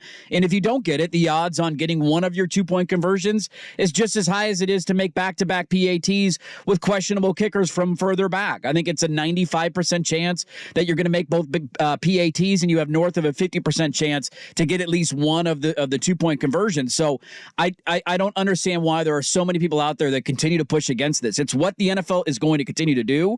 Teams are going to be aggressive on fourth downs. They're going to go for it in certain situations. Like, this is where the sport is headed, and you can either get on the train or get off the train. But to continue to try and stop it and act like this is a horrible idea and none of it makes sense is driving me absolutely nuts. Yeah, it seems like instead of like trying to back your argument, Wilbon's just like, I've watched football for 50 years. They didn't do this in the 80s. How dare they? They didn't try this in 1992. Anybody remember that NFC title game? And like, well, no. But okay. How many times did you yell at your TV to go for it, and you had a coach who would punt from like the 43-yard line? I mean, I've noted this in the play. Todd Bowles, coincidentally, same coach in that exact same game that chose to punt on like 4th and 2. Yep. What are you doing? Yep. It's 2 yards. The thing that everybody should be angry about in that game is not the decision to go for 2. It's we have not talked about how Tampa Bay did not call a timeout. No, they didn't. They had a final timeout. They could have stopped the clock with about 30 seconds left, and maybe Detroit kicks a field goal and makes it. They're up by 8 and the game's over. Okay. But maybe they miss it. Right. Maybe you block it. Yeah. Maybe they punt. They didn't call, they just sat on a timeout with 30 seconds left in the game. The one thing I've always told myself in the ridiculous circumstance that I'm like Whoopi Goldberg at a basketball game and I get picked out of the crowd to be the coach of the Knicks. What is that called? Eddie, yeah. If there was ever that in football, the one thing I've vowed to myself, you're never going out of the game with any timeouts left. You will use, even if the game is well in hand and we've gotten our ass kicked. Call them all. I'm calling all my timeouts, damn it. I'm not going in that locker room with any timeouts in my pocket. Can't take them with you. No, you certainly cannot. Can't use them in the locker room after the game. The analytics in sports in general, it's just Mike Wilbon, smart guy, like very smart. You'd have thought he'd read up on analytics and like wouldn't be having these yell at the cloud moments, and yet here he is. I actually thought Collinsworth did a really good job explaining it on the broadcast. I thought the way he said, here's why you do it. There's percentage chances, not 100% guarantee you make both PATs anyways. How often do you agree? Let me ask you this, and we'll go to Alex Gold. How often do you guys agree with the next gen stats thing when it says go for it? Punt, kick, like... I mean, if I'm a head coach, I'm Dan Lanning. I'm going for it every time that I possibly can. I would say Dan Campbell. Yes. He's still coaching right now. And it's funny how whenever a team makes a big decision to go for it on fourth down, it works. They end up extending the drive. They end up scoring a touchdown. This happened with Michigan in their Rose Bowl win over Alabama. They went for it on their own side of the field. Very risky call. You don't get it, maybe you lose the game. Yeah. They got it. They scored a touchdown on that drive. Nobody brings it up after the game.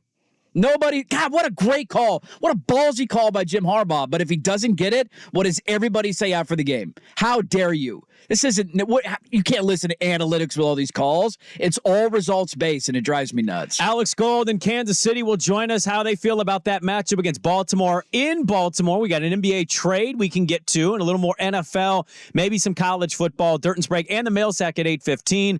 Back with Alex Gold on the Daily Ticker next, but first, Swag with a sports update. Now, from the Spirit Mountain Casino Sports Desk, a Sports Center update on 1080 The Fan. Brought to you by Vulcan Design and Construction. Check out their award-winning outdoor living designs or schedule your free design consultation at vulcandc.com. First on The Fan, a historic night in the NBA on the 18th anniversary of Kobe Bryant's 81-point game. 76ers center and the reigning league MVP Joel Embiid setting a franchise record with 70 points. They beat the Spurs 133-123. In Minnesota, Karl Anthony Towns had a career-high 62 points, but the West-leading T-Wolves ended up losing at home to the cellar-dwelling Charlotte Hornets 128-125. Blazers are in Oklahoma City tonight, taking on the Thunder, who with the win pull into a tie with the T-Wolves atop the West. 5 o'clock tip on Root Sports Northwest. Blazers 14.5-point underdogs. That NFL coaching carousel is starting to crank up. Personal interviews all over the league. Titans are reportedly close to finalizing a deal with Bengals offensive coordinator Brian Callahan to take over their head coaching position. Jim Harbaugh will have a second interview with the Chargers. Bill Belichick continues to talk to the Falcons about their head coaching slot. More sports scores and stories in 30 minutes. Jason Swigart from the Spirit Mountain Casino Sports Desk. Get the Spirit Mountain Casino, powered by BetMGM, for all the pro football postseason action. Visit spiritmountain.com. Every day, get the NFL headlines delivered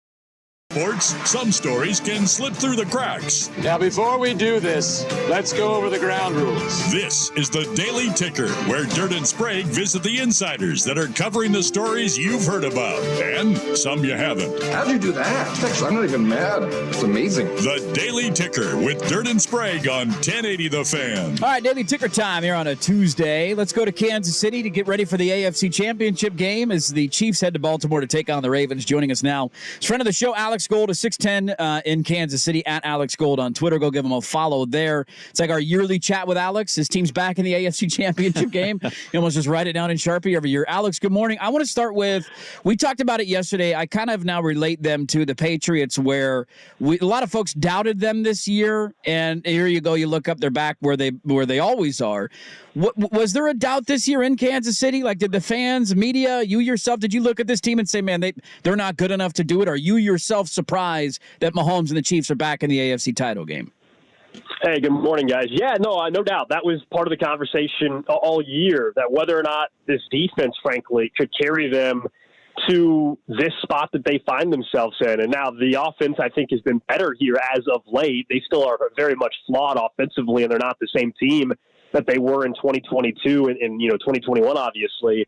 But no, I think there was a lot of doubt. A lot of people, if you would ask them after the Green Bay game, and certainly on the Christmas Day performance against the Raiders, where this team looked as bad as it had in the Patrick Mahomes era, I think a lot of people thought, they're gonna be one and done. They're gonna lose. And then now I can promise you, after they beat the Dolphins, though, really, that's where you start to see a flip within the fan base that, okay, maybe they can do this thing. And now, even though Baltimore is a stiffer challenge than Buffalo, I think the fact that Chiefs went on the road and got that win, now fans here to say, why not? Why can't they be, as you said, the Patriots were many years, the Brady years, you're like, hey, how is this team finding themselves in a Super Bowl? And they just ended up there. I once had somebody ask me an underrated part of this job, and I said, sometimes the worst part is everybody remembers when you're wrong and nobody compliments you or says anything that you got right. And I want to ask, if the listeners of Kansas City pulled the tape, what would Alex Gold have been like all year? Did he sound like somebody with doubt, or did he sound like somebody questioning but also saying, we have Patrick Mahomes, guys. That's better than anybody else? So on the show, I'm normally the more optimistic guy. Now, I certainly am, between my co-hosts and I, a little more optimistic. And typically, though, it's in years where I'll say, hey, the defense, we'll be talking about the defense struggling early in the season. I'll say, hey, by the time they get towards the end of the year, the defense is going to get better. Well, it was flipped this year. And I said, hey, by the time they get to the playoffs, maybe the offense will be better. But I'll admit, after the Raiders game, I said, look, this is a team that I could see them losing the first round. But what you said to start the conversation is right. I also, at the time, was saying, hey, because of number 15, I think we're foolish to count this guy out. And here we are. So I don't want to act like I said, oh, yeah, they're still going to the AFC title game. That definitely wasn't me, but I definitely didn't write them off the way some people were. Is there something that they could harness from that offensive performance? Like, they have had their issues on that side of the ball this year. A lot of it's on Mahomes, but it drops and miscues and struggling. A lot of youth there, right? Like, just trying to find a consistent threat outside. And Rice has kind of become that. Kelsey had a really good game, although at times this year he's looked a little bit past his prime. Is that a performance that they can bottle up, you think? And this is what Kansas City's going to look like? I have a hard time with that for this matchup because I have an entire year's sample size of what Kansas City's look like, and then I have this outlier. Is it the outlier or the year sample size? What do you think shows up this weekend? Yeah, no, it's a fair question. I think what we've seen, go back to the Cincinnati game, the Dolphin game, and now the Bills game. So I think for 3, which is still a much smaller sample size than the rest of the year, they have finally figured out just who they need to be. You mentioned Rashee Rice. Realize that, hey, he's your best pass-catching option outside of Travis Kelsey. Feed those two. Feed Isaiah Pacheco. Stop trying to be, as I said, a team from 2021. Stop trying to make Kadarius Toney into something. He's not, to me, they got a little too cute with McCole Hardman in this past playoff game against Buffalo. Why are you trying to get him the ball at the 2-yard line when you're having all this success? They're lucky it didn't cost them the game. So, yeah, I think they're still extremely flawed. The difference is they have found who they really are. And the question I have for this game against Baltimore, one, we know it's a much better defense, but also, the Chiefs tackles, their left tackle and right tackle, Donovan Smith and Jawan Taylor actually probably put together their best performance of the season on the road, which I think is a confidence builder. If they're able to protect Patrick Mahomes anywhere near what they just did against Buffalo, where he was virtually untouched, then I think they'll be able to have that same success. But Jadeveon Clowney, who looks like the old Clowney all of a sudden, and some of these other pieces that the Ravens have, I think it's a tall task for the Chiefs. But as you said earlier, it's at this point, with the way the Chiefs defensively are playing, I think it would be foolish to count them out and say they're not able to find a way to win a game where they probably do want it to be a 20-17 type of game. I don't think either team wants it to become a 28-31, 28-34 game. I think they both would love for it to be lower scoring. Yeah, Alex, I know you're a BetQL guy as well, so I have to bring sports gambling into this. I've had about as miserable season as I've ever had in sports gambling. I had a great year last year. I'm crapping the bed week in and week out. I can't get anything right. I've officially given up. I'm letting my 7-year-old make my picks this weekend. Where are you at? How is this game going to play out in your mind? And why? What is specifically the matchup for you? Is it just as simple as Patrick Mahomes versus Lamar? What is the matchup that you think gives maybe KC that shot to pull off this upset? So I'll be honest, I haven't put in a bet yet for the game. There's a couple reasons why. So as far as actual what I'm thinking in my head of what the score could be, there's a couple injuries that I think I got to have answers to before I'm able to truly put some money on it. And specifically, Joe Thuney, the Chiefs left guard. He's an all-pro left guard. He reportedly has this pec strain, which means very unlikely he's going to play on Sunday, but it's also not as serious of an injury as we thought. So I don't think it's 100% sure that he's out. That would be a huge loss for them. And then linebacker Willie Gay, who would be the spy for Lamar Jackson. And we know how vital that could be in this one. I kind of need to know about those two, I'll be honest, before I'm able to for sure put some money on this game. Look, if the Chiefs are on the road with Patrick Mahomes getting 3.5 points, and they are, it's very difficult for me to never just take that every single time. Like Mahomes has been an underdog, I think 11 times, and he's covered in, I believe we're now up to 9 of those games. So if you're going to give me points with Mahomes on the road, I'm probably always taking that. But as far as an actual, hey, the Chiefs are winning 24-21, I want to find out about these two injuries because I think they're huge for this game. Interesting. I've already locked in my bet for that exact reason. You're giving me a hook with Mahomes. Like, I'm just going to take it. I don't know if they win, but I can't not bet that. And so I've already locked in my bet for this weekend. Last two for you, Alex. First off, what do we know about the future of Andy Reid? Is there anything there? And then second, there's a famous picture of LeBron sitting poolside where he's like rubbing his head and he says, "I can't believe this is my life." Do you wake up and realize that like that's you with Mahomes for the next 12, 15 years? Except he's in front of a fireplace, not a pool. Sure, you're not poolside in Miami, but your life's pretty good out there. It is. Look, I actually had a conversation with somebody just the other day about that very thing. We're definitely spoiled. And look, I grew up in Kansas City, and so if you would have told me, 12-year-old version of myself that I'd be doing radio in my hometown with teams I grew up rooting for and went away from going to my third Super Bowl. Are you kidding me? So, no, I definitely recognize how fortunate I've been for that. And Patrick Mahomes just changed this entire city and put this city on the map. With the draft is. There's a lot of things that wouldn't have happened here in town, frankly, without the Chiefs' success. And then to answer your question about Andy Reid, that's been fascinating for us here because that has only been from one reporter nationally, Mike Florio, and he's been throwing this out there for the last 2 or 3 seasons. Eventually, I guess he'll be correct. It's bizarre to me because I think the biggest question always will be health with anybody, and certainly with Andy Reid. Like, as long as he's healthy, I don't see him stepping away. You're going to step away from 28-year-old Patrick Mahomes. You waited your entire career for a quarterback like this. So, no, I don't buy it. Nobody here is really concerned. Andy Reid was asked about it a week or so ago. He said, "Hey, look, I know why you guys are asking. I'm old, but I'm not that old." and so he's 6 years younger than Belichick. Nobody questions Belichick. I think there is a little bit of Mike Florio just continuing to push this. He's the only reporter, guys. Nobody else. He's the only one that ever brings it up. Well, and to your point, you keep saying it every year. Eventually, he's going to retire, and you're going to say, "See, I told you so. I got it right. Look at that. I finally called it." Alex Gold, 610 Sports in Kansas City, at Alex Gold on Twitter. We talk to him every year this time because the damn Chiefs are in the AFC Championship game for a 6th consecutive year. Thanks so much for the time this morning, man. Have a great time covering that game. I'm sure it's going to be a fun week for you guys, and I'm sure they're going to win. So let's chat again next week. All right, let's do it. Thanks, guys. There you go. Alex Gold. Good stuff from him on Kansas City. You know what we didn't do there? What didn't we do? 0 Taylor Swift questions. I thought we did a really good job. We stayed away from the Swiftie, Kelsey noise. I actually have Taylor Swift in my notes today if you want to get to it. I have it in my notes. There's a Reddit page of Swifties. Yeah, sure. And they all watched Kansas City Chiefs games now. Oh, yeah. And their heads exploded with the touchback because none of them know football. Oh, they're and learning, them though. trying to figure out, wait, what? Why is this? And their like reactions of not being football people was actually kind of funny to read. Were they jealous that Jason took all the attention away? Or? I didn't see any of that, but I'm sure they were. Let's get to, I got a couple of lingering thoughts on this game and just on Kansas City in general. Are they reaching this territory? Also a great call that we missed. We'll get to it a day later. That's next on The Fan. Who's stinking it up? Woo! Do not go in there. It's time for Who's Stinking It Up, a sports lowlight that's ripped from the headlines. We couldn't do diddly poo. Brought to you by Three Mountains Plumbing. Schedule your appointment online at threemountainsplumbing.com. Over to Towns. Fires from the logo. No good. Towns finishes with 62. But the Hornets come into Target Center and steal the victory.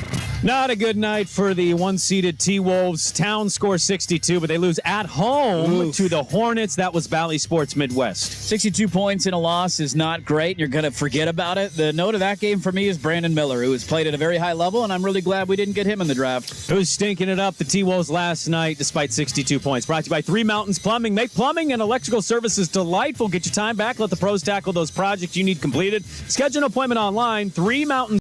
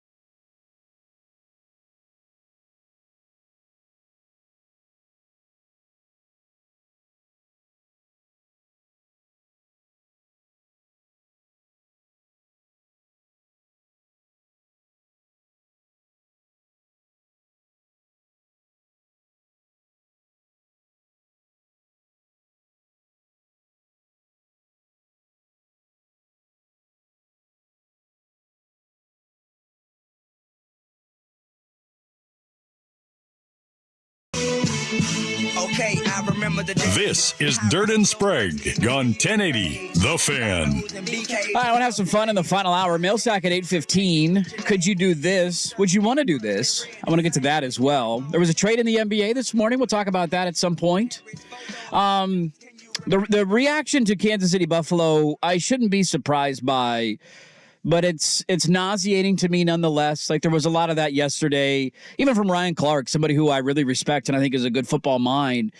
Basically say, like, why do we put Josh Allen in these conversations? He can't win the big game. We always come up with excuses for him when Mahomes beats him every time they play in the playoffs.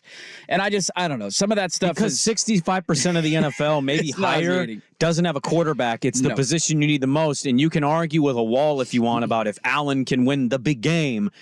The fact is he's getting you to a big game. It's football. They're in the playoffs every year. They've been to an AFC title game, and you are probably, and I know that you don't want to play the woulda, coulda, shoulda game in the postseason, but you're how many plays away from winning that divisional round game a couple of years ago with 13 seconds left? If you just squib kick it, you win that game. Yeah. And then this year, if you get Bass making a field goal, I don't know if you get a stop or not. Probably not. But at least the game's tied if Stephon Diggs catches a pass. Like when the margin is that thin, I hate that we have to have some grand conclusion about why. Like last year was legitimate to say, what the hell's wrong with Buffalo? They almost lost to Skylar Thompson in the wild card round, and then they got punked by Cincinnati at home. That's a different feeling than saying, dude, we're one play away from winning that game, and you're going to draw a conclusion about where my overall standing is in the NFL. Yeah. I hate when we do this to any quarterback because there's always nuance to every conversation. Just like if Mahomes had his kicker miss a kick late and they lost the game because of it, nobody's coming in saying Mahomes lost his fastball, can't win the big one, can't win on the road. Yeah. We're not going to do that, right?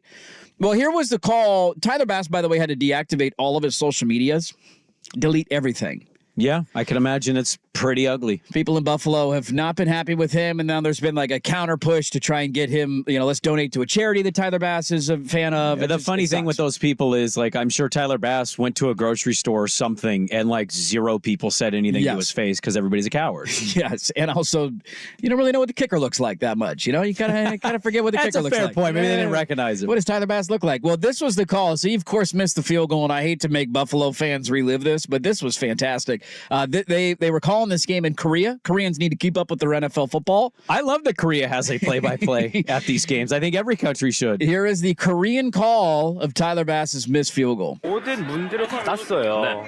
그렇기 때문에 조시 앨런 선수가 오른쪽으로 나오면서 시간을 벌어봤지만 오픈된 리시버를 찾을 수 없었습니다. 44야드 거리입니다.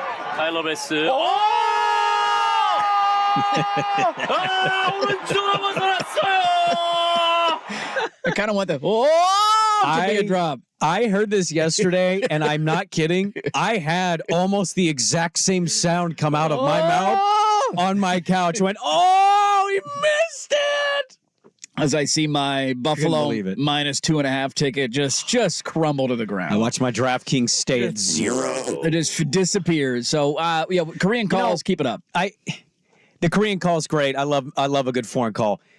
Just to add to what you said, I put a poll question up. Is the national media / talking heads going to predictably question and trash Lamar on Monday if they lose to Mahomes? And, one of our listeners, fair point. Yeah, why wouldn't they? He's front runner for MVP and a 3.5-point favorite. And my simple response is, because he's still going to be a top 5 quarterback next year, and he'll be back next year. Like going anywhere. I don't know what it is. I think most people are pretty reasonably level-headed people when you talk to them, but the internet and takes is kind of seeped in here. What percentage of John Elway's career did he win a championship in? Exactly. Took him to the last 2 years in the NFL. I mean, even like Tom, as great as Tom was and is, like, how many years did he not win it? Peyton Manning, one of the all-time greats to do it. Took him a long time to do it.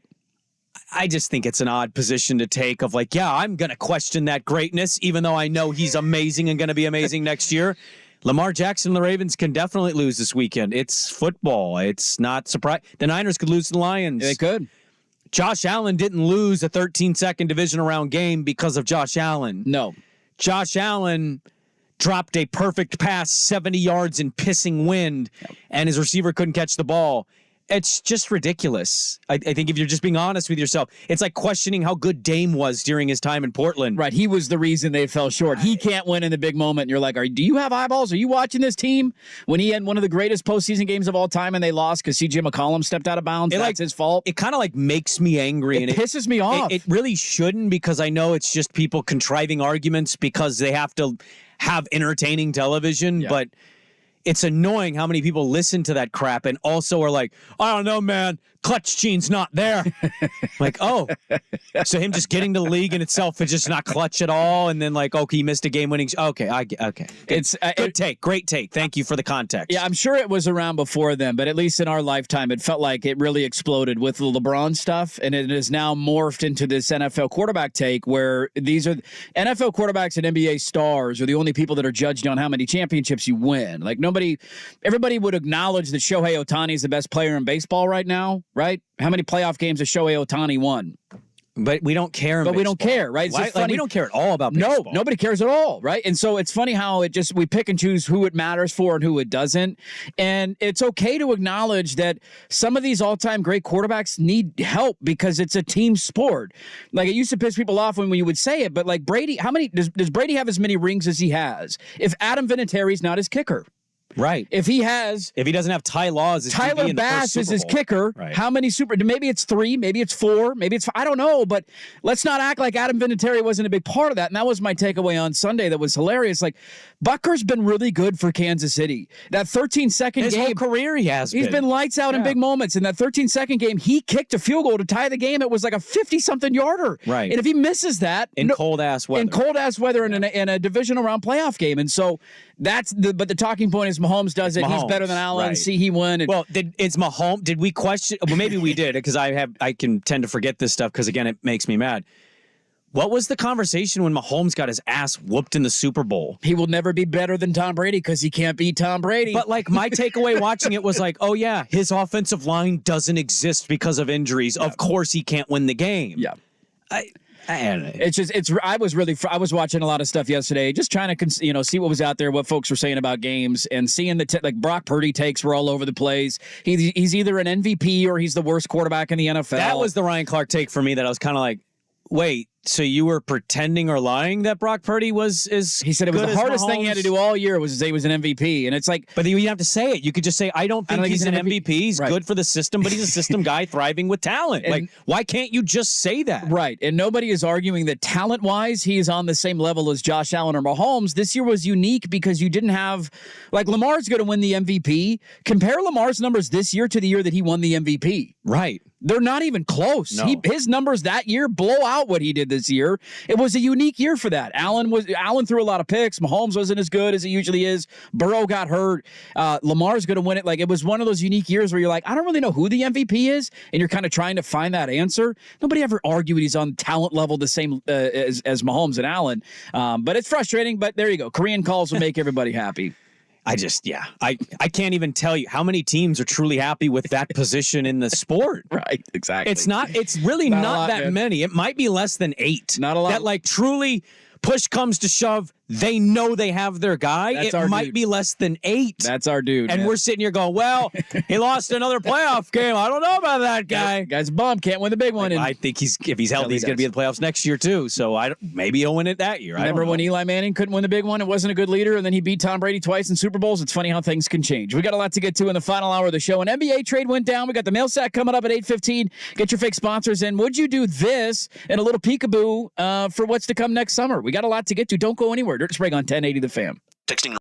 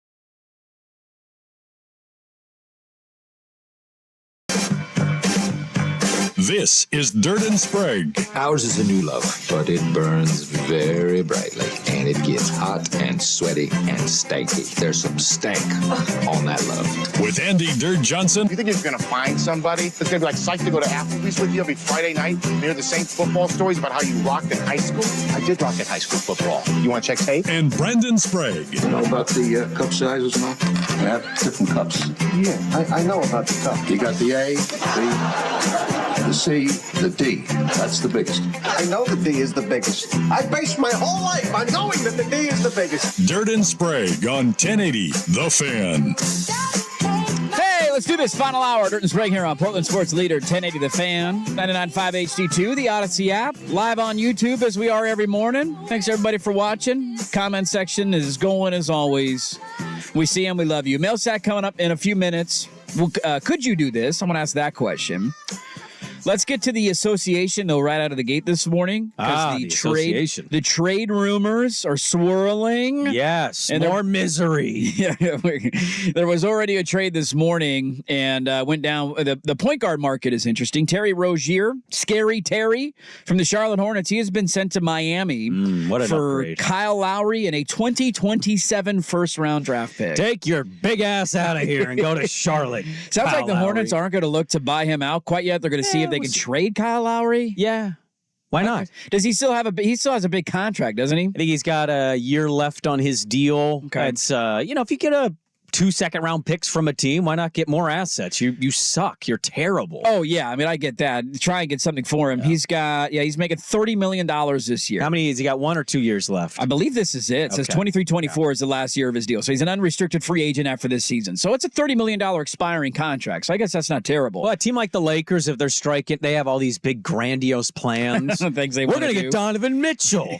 If that falls through, which maybe it should because Cleveland's hot right now. Yeah.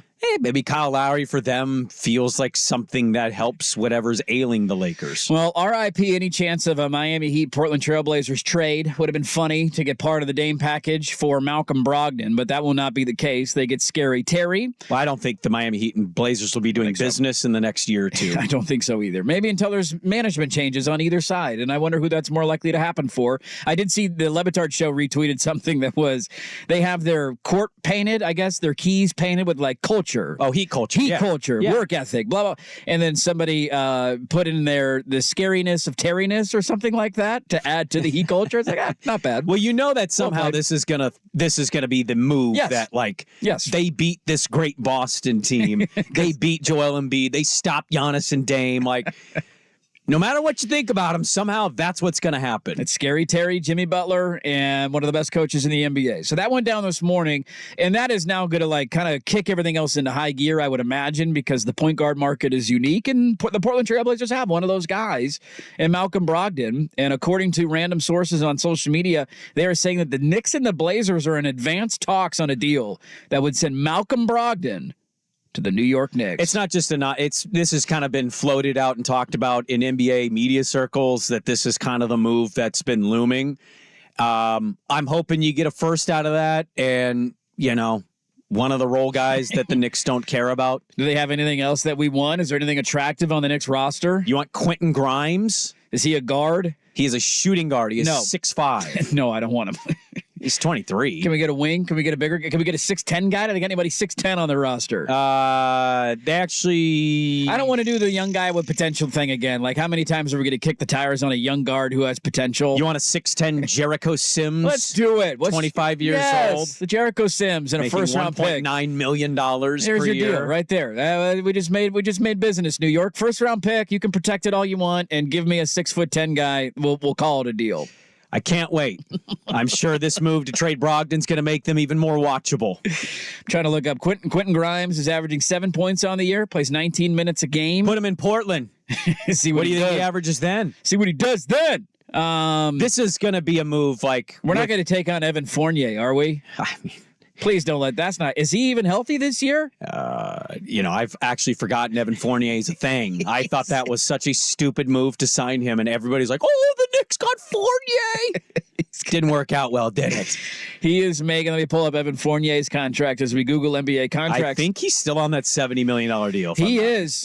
He's got a club option for next year, which will, I would imagine, almost certainly be declined. And he's making $18.8 million this year. So that is an expiring. I am now expecting it to be a first-round pick in Evan Fournier for Malcolm Brogdon. Can we get a second or 2 seconds involved in that, please? Because I don't know if Malcolm's been good. He's been fine. He's a good player. He was the sixth man of the NBA last year. I know, but he's been good in Portland despite the record. Look, everybody knows that is paying any attention at all. This is an asset acquirement situation. This is undoubtedly going to make them more unwatchable. And they're already unwatchable. They're in the running as one of the worst teams in the league. Despite what they did against Indiana, they are still one of the worst teams in the league. Record-wise, I think they're 4th or 5th in this. Their net rating is atrocious. They're bottom 5 in almost everything. And they've got a $30 million center who doesn't care. Yeah. He just doesn't care. People were very offended by your poll question yesterday. Who is the best center on the Portland Trail Blazers? He's averaging 12 and 10. It's a joke, but also kind of not a joke. For the amount of money he's making, you're telling me he's not worth every dollar? Well, he's coming off right now. I heard Zach loaded up on Friday with Simmons, and so they dove into it, and they briefly touched on, they're 100% right. He clearly looks like the guy that got paid and doesn't care. Yes. Not the guy that got paid and is out to be the Shaq of the NBA and give you 25 and 14 every night. I watched the Pacer game. I know it was one of his first games back. But he got to the arena safely, and I didn't see any impact. He looked really good warming up, though. I saw some nice spin moves in the paint. Anybody buying Domin Ayton gear? It's almost becoming like Myers Leonard-like. He's just Myers on your penis. I do have a pair of those shorts still. I know you do. I know you do. What did they say? You bought them. I don't know. What was his thing? Bold, believe? He had a thing. Bold? You think he would bold across the junk? I thought it was blessed. Blessed. Thank you. That's the word I'm looking for. And you still have not worn those shorts into work yet. No, I just wear them at home. They're a little too small. Well, also, let's I just be wear honest them around here. the wife. We're in the trust tree. How blessed she is. Yeah, that's why you only wear them at home, because none of us are blessed like that. No, I don't have the balls to wear those outside the house. Quite literally, you might not have the balls to actually be wearing those. It's not big enough. I will say, I'm excited that this is going to happen. I'm just imagining. What are you excited about? Malcolm Brogdon getting traded. You're excited? I am. Okay. Yeah. I get that we're in a weird time right now, and there's some that want to argue it's good to have veterans. It helps the young guys, and it makes you watchable. Like, okay. It settles everything, and you're not losing every single game by 45 points. Sure. You've lost a lot of games by 45 points with Malcolm Brogdon on your roster. And the issue that I've had largely has been, I want to see Scoot play. I don't care if you lose by 50 every night. I don't care if he's a minus 63 and sets NBA records night in and night out. Everything about this season is determining what do you have in your young players and how close are you to realizing the direction that you want to go. Not close. And that I would agree with you there. But having a guy in Malcolm Brogdon who is clearly not going to be a part of your long-term plans, take away minutes from developing your number 3 overall pick, I've had an issue with that. And so I get it. You took him on. You weren't going to trade him in the offseason. Let's wait till the deadline. See if you get somebody that's desperate for a point guard. I hope they get a good return in this. I am eagerly awaiting his departure just to open up playing time and space for a number 3 overall pick. Because I don't care about losses this year. I want to be competitive and at least somewhat entertaining. That hasn't happened very often. Well, they're not entertaining. I want to see Scoot play 40 minutes a night. That's all I want out of this year. Well, yeah, I mean, there's certainly a lot with what you said there. I think the other thing about this was ultimately always the plan, was to get a guy like Malcolm. Robert Williams getting hurt certainly puts a wrench into it, but ultimately we knew he was a piece to flip. It was nothing more. There was nothing less. It was as straightforward as, this is transactional. You're here for a couple months. We will send you to a slightly better situation because we hope to cash in on you. I hear what you're saying, but also there was a lot of us. I didn't think they'd win, but I thought they'd be somewhat entertaining to watch. They're just not. And also, I don't have, for what you're saying about Scoot, I don't have a lot of evidence that there's a lot of coaching happening there. That's fair. For all the naysayers of Chauncey versus the people who are like, well, it sucks. What do you expect? Definitely a lot in the middle there. But I also watched Utah be horrific at the start of this season for a long time. And now they're a good story. Their roster's not amazing. No, they're getting better, though.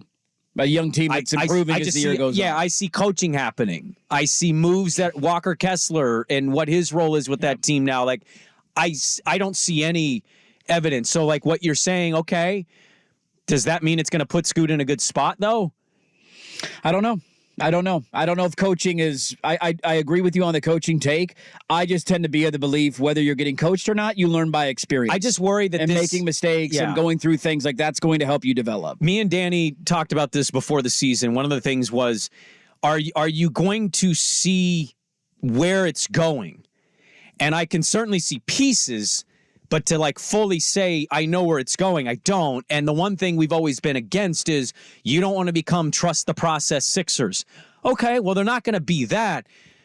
But it's easy to get in this like, hey, we're down and we can't get out of this. Yes, if you don't hit on draft picks. And you miss on draft picks, or you get unlucky with a number of a ping pong ball, or you get the number one pick in one of the worst drafts in the last 20 years. Like, that's all some of this takes. Yeah. And you're just as quickly stuck at the bottom as you are getting out and competing. It's kind of why I'm like pushing a little bit of those chips you talked about. They haven't been pushed in. Can we push them? I'd like to speed this. I don't want to go through 4 years of this. This is miserable. No, another 3 years would be devastating. So there you go. There's your NBA news of the morning. Terry Rozier is on his way to Miami for Kyle Lowry in a 2027 first-round pick. And there's a lot of smoke around Malcolm Brogdon getting traded in the not-too-distant future to the New York Knicks. And so if anything happens in the next 45 minutes before we're off the air, we will talk about that and bring the news to you. Let's get to the mail sack. Your questions are welcome at the Vancouver Ford text line 503-864-6326. Throw them in the YouTube chat. We will get to them next on The Fan.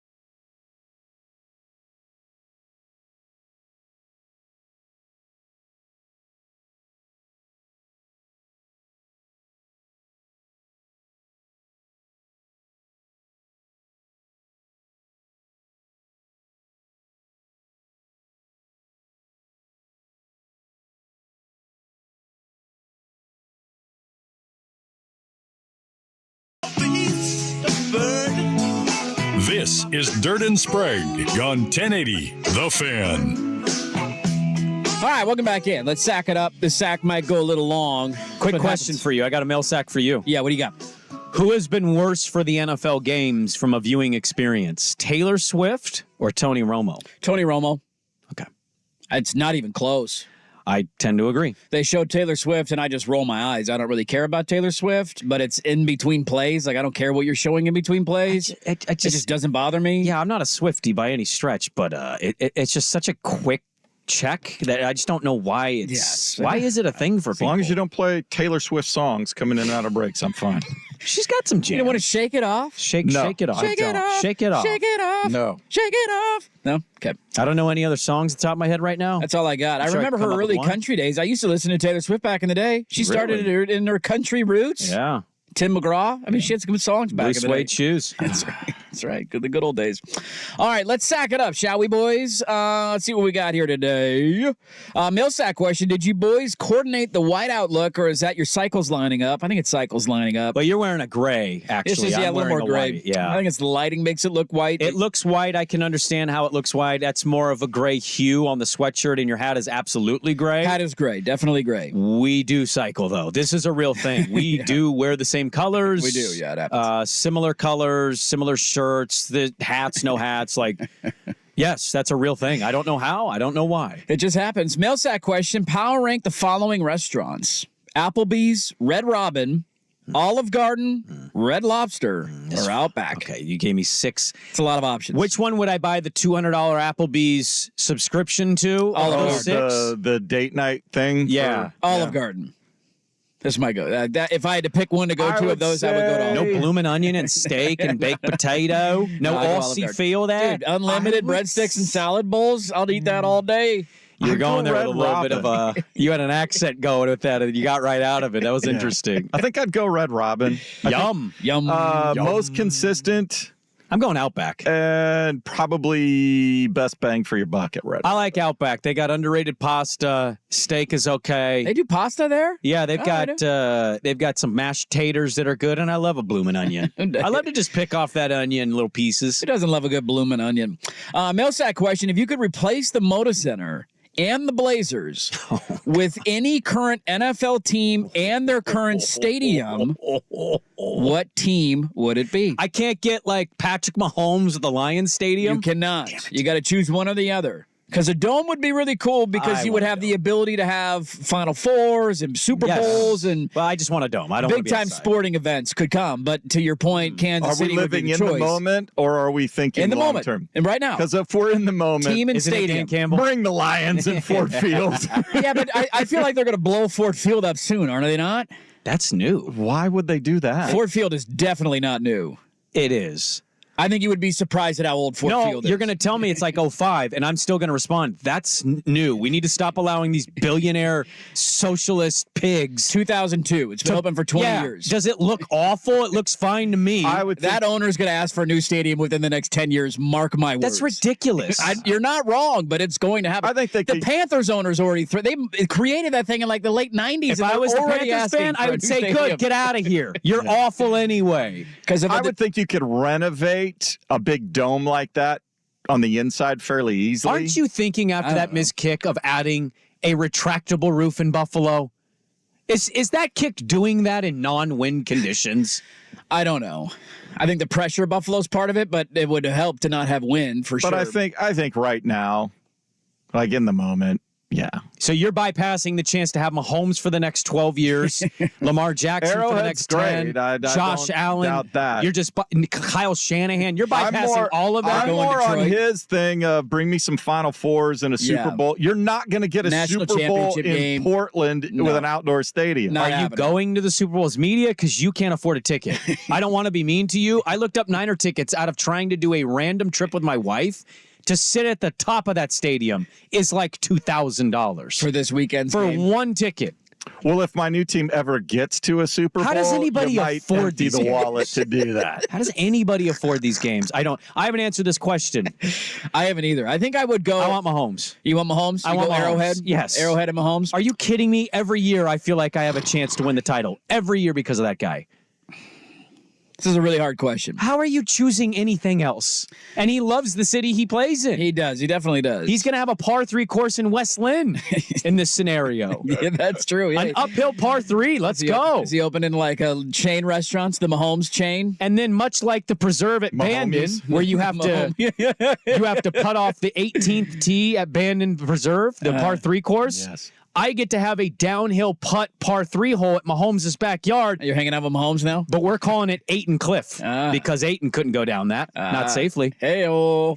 But that's why we got rid of him and the stadium. We tore it down. Yes. We got a new I think I would go, God, this is a hard question to answer.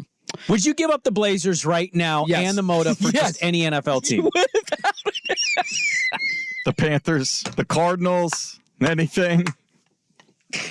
Do you know how quickly I would say yes to that? How quickly would the city say yes? I would get rid of the Blazers for 5. Even if you had to wait 5 years before you got an NFL team, you could probably even argue 10 years. No, I would wait. Stop. I would rather have an NFL team in 10 years than the Blazers the next 10 years. You're going a decade without. I'm going a decade. Get out of here. I mean, they might go a decade even being here. When's the next time the team's going to be relevant? It's been more than Answer that question. Well, I can't. Exactly. Because I don't know what direction they're going. I would take an NFL team any day of the week over this crap sandwich. All right. I think I would go Cowboys. You want the Death Star? I love that stadium. That stadium is so effing cool. I think I'd take Jerry Jones and all of what's happening. Don't bring that nonsense. No, here. that's the scenario here. Owner was not in the question. Owner was not in the. They're selling the team and the team's moving. Owner was not in the question. The stadium's so amazing that you pick the Cowboys. Portland Cowboys, baby. Give me the now, Portland if Cowboys. I get SoFi, do I get both teams? Oh, good question. Oh, I don't think that works. That's kind of point. cheating. That's kind of. I mean, it's not. He's playing the game. The stadium and the teams. Also, you can't wait to go I've to not been to SoFi yet. You couldn't wait. You'd be so quick to show up to that game in boots and a hat. It'd be ridiculous. You bet your ass. Plus, didn't SoFi also part of SoFi was the new NFL Network Studios? So we get that too. Well, that's going away. So it's going big. I think that's going away. Might go to ESPN. ESPN and the NFL thing. Did you see that report? Or ESPN could move into those facilities potentially. Yeah, that they're could happen all as well. seeing how many people want to get in bed with ESPN. Where do you live? Oh, I live just up the road in Portland. I'm a cowboy. How about them Cowboys? You would be the worst. Mailsack question. Read an article that was proclaiming the Super Bowl will be pay-per-view style purchasing within a decade. Yeah. How much would you be willing to spend? I remember us talking about that segment because the former leader of ESPN is the one that said that. I'm still not there that they'll do that. I don't know that ever gets to that I'd pay 50 to 100. Whatever you're asking, I'd pay. I would pay whatever you ask. Probably. I mean, most likely you're getting a group together every way, so you pass the hat. Please don't do that. I don't think I wouldn't be shocked if you get more playoff games and to do the Peacock thing. Like that could totally happen. More cock-centric games. Yes, they want to build their streaming platforms up and get people to buy it. Like that is definitely going to happen. But for a Super Bowl. Passing up the amount of viewers that you could get, because it would be a massive, massive drop-off. I was a little surprised Prime didn't negotiate a playoff game in their deal. I know they have Thursday. I was surprised they didn't have a playoff Depends on how much more the rights fees would have gone up for something like that. The NFL's not tossing one in. You're right, because Bezos is hurting to pay for anything. I know, he's struggling financially. For God's sakes. Let's see here. Let's squeeze one more in here. Where did this go? Damn it. I haven't heard Joe Cronin's name in a while. Are we on board with his vision? Is Chauncey not fitting in with what he wants? Is Joe a dumbass? We're not a patient fan base, unfortunately, for us. Joe, I don't believe is a dumbass. No. Here's my only problem. I get what the vision is now. You traded Dame. It's the rebuild. That's the vision. The problem is seeing the vision in the vision. That's kind of where I'm a little hazy. Like, is it Scoot Shea? Certainly you can suggest should be or is, but you're just willingly going to trade Ant, who might be one of the most sought-after point guards in the trade market this summer. To hell with next summer. This summer you could have teams turn up the heat and say, what if we give you 4 firsts and 3 of those are unprotected, or 2 of those 4 are unprotected, and here's a player. Like, that's kind of where, and the Chauncey stuff, like, I'm certainly more out than in on Chauncey Billups. I don't know what he does. I've seen no evidence that it's good for long periods of time. So, like, I'm having trouble seeing the vision in the vision, but that's the difficult thing of rebuild. It's hard to see where you're at in 3 years. And also, we're not a city built for 3 years of patience. No, and we're already in year 3, and next year is going to be year 4, and then it's going to be year 5. And it's a really complicated question. Where the organization is at is a really tough spot, and I've brought this up before, but it feels as toxic as it ever has. And it's this pushback of either give them time, you got to trust everything they're doing, you can't criticize anything because the team is supposed to suck, or it's the opposite end of the spectrum. And so I don't know where people are at. To your point on Anthony Simons, I'm all for trading a point guard, but we don't know who the hell Scoot is yet. And you might look back on that in 3 years. That's the difficult part about drafting Scoot and not knowing who he is. Like, if you trade Ant this offseason and Scoot doesn't turn in, he's the next Sebastian Telfair. How you feeling about that trade in 3 years? Great SI cover, by the way. You like that? I kind of want to buy it. I have a signed Telfair jersey. I was afraid to tell people that because he got arrested and it kind of went bad. I think it's statute of limitations. You're fine now. But also, I didn't commit the crime. No, it's not you. And it makes for a funny story that I legitimately bought in because of that documentary. I did too. I was young and stupid. The SI cover bought in too. It said, can a 6-foot point guard who can't shoot, it didn't say can't shoot, but should have said that. Can a 6-foot point guard go from the high school ranks to the NBA and dominate? It was like, yes, he can. No, he got through the fire in Brooklyn. No, he can't. All right, there you go. We had a few more leftovers. Coney Island. Yeah, we'll get to see if we can get to them next week, the leftovers. Let's get to this question. Would you be able to do this? Would you be willing to do this? That is next on The Fan.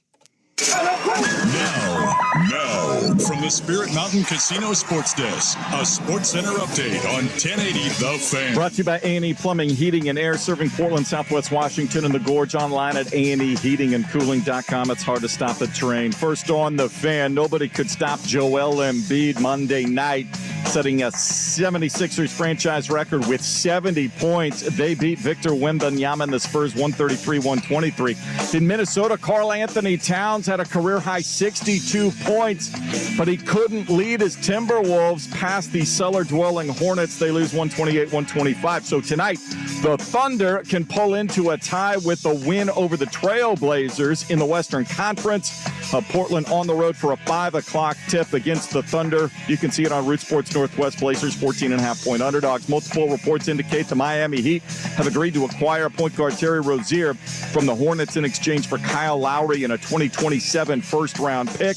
There appear to be more rumors and smoke that the Blazers are in serious talks with the Knicks about a deal involving point guard Malcolm Brogdon.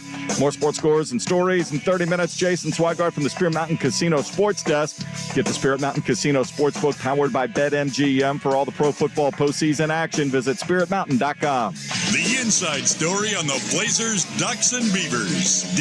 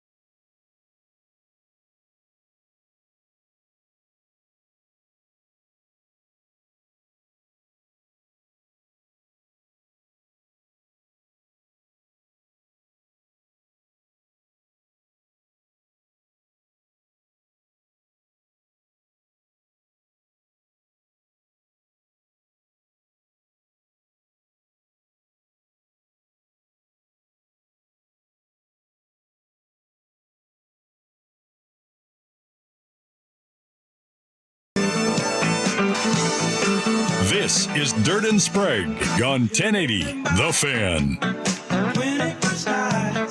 A lot of folks are asking about stolen beer. I guess somebody's stealing beer. Is that a thing?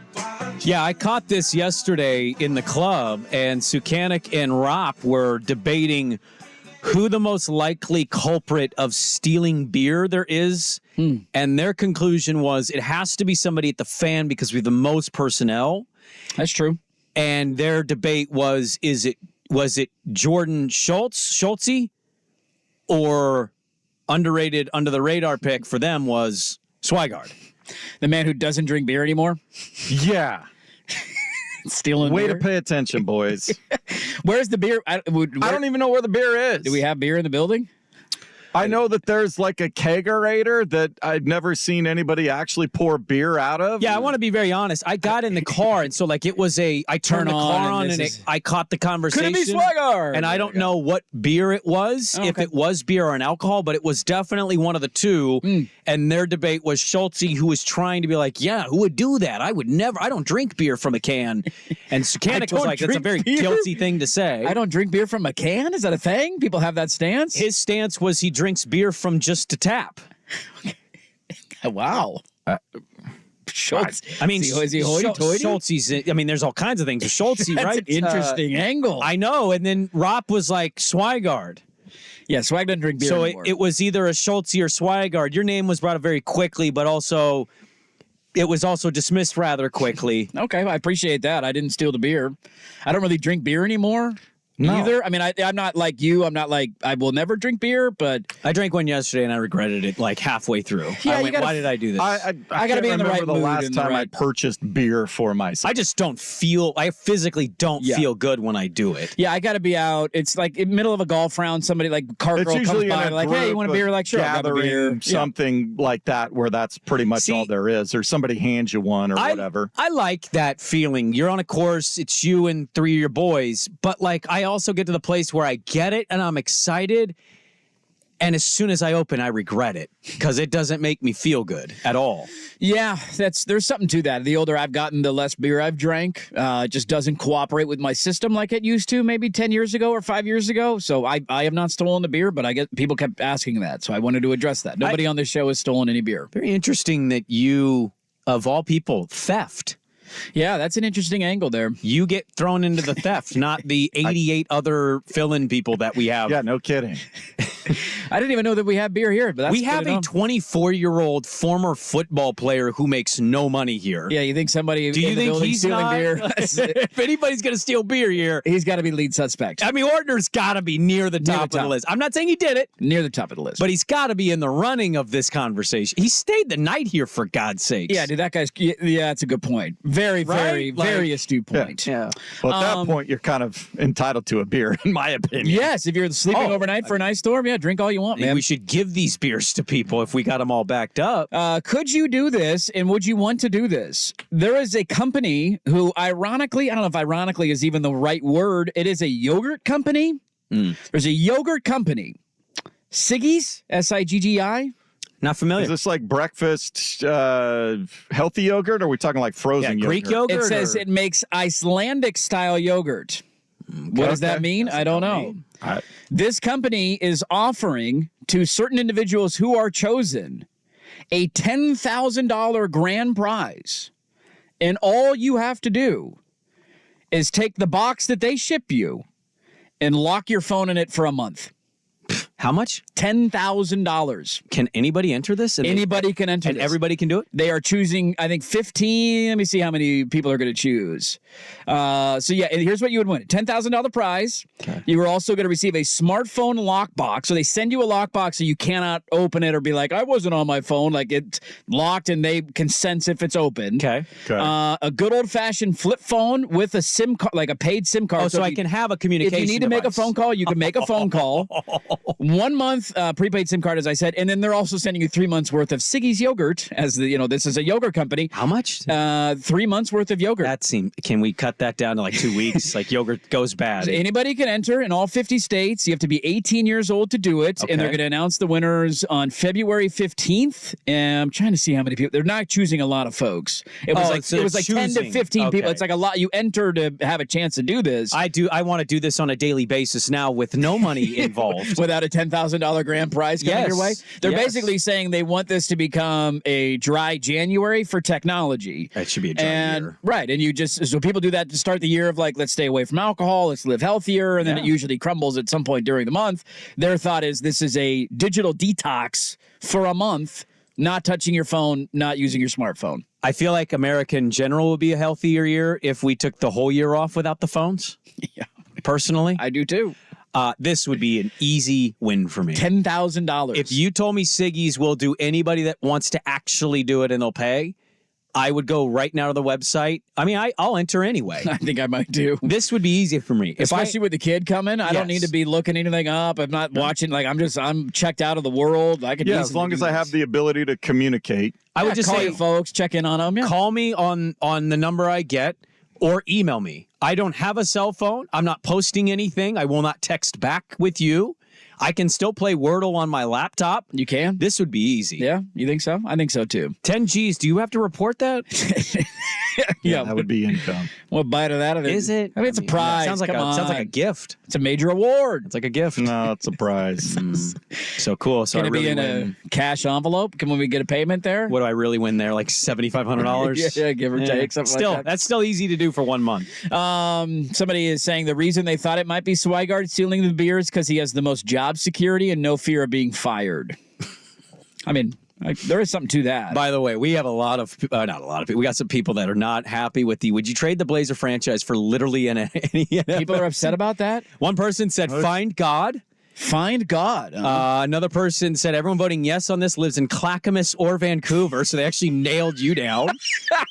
What does that have to do with the Blazers being a dumpster fire with an incompetent owner? Somebody else said I vote that anyone who votes yes gets traded to another city. Oh, God. Blazer fans are the absolute worst. Somebody else said this is a Sprague question. The answer is it's never going to happen. Well, look how much the Diamond Project has to deal with. Somebody else also says as long as it's not owned by Jody. Somebody else says, as a Trailblazer fan that lives in Tennessee, I would trade you the Titans in a heartbeat. I'll take that deal straight up. No draft picks included. That's all I got to give. The Blazers for the Titans, I would do that trade in a heartbeat. By the way, Titans also building a new stadium, I believe. Aren't they in Nashville? Yeah, I believe they got a dome stadium, and they're going to host everything in Nashville because who doesn't want to go to Nashville? Well, the Titans, talk about keeping Portland weird. We have a weird team. We're a weird fan base. The Portland Titans. That's a pretty weird team to own. It's like, yo, we used to be the Houston Oilers, and now we're the Portland Titans. Love these Blazers sycophants acting like there's any hope on the horizon. You can't get rid of my team. They only cause me heartbreak. Hey, let's wrap it up. Why do you hate us? Does this excite you at all? We'll close it up there next on The Fan.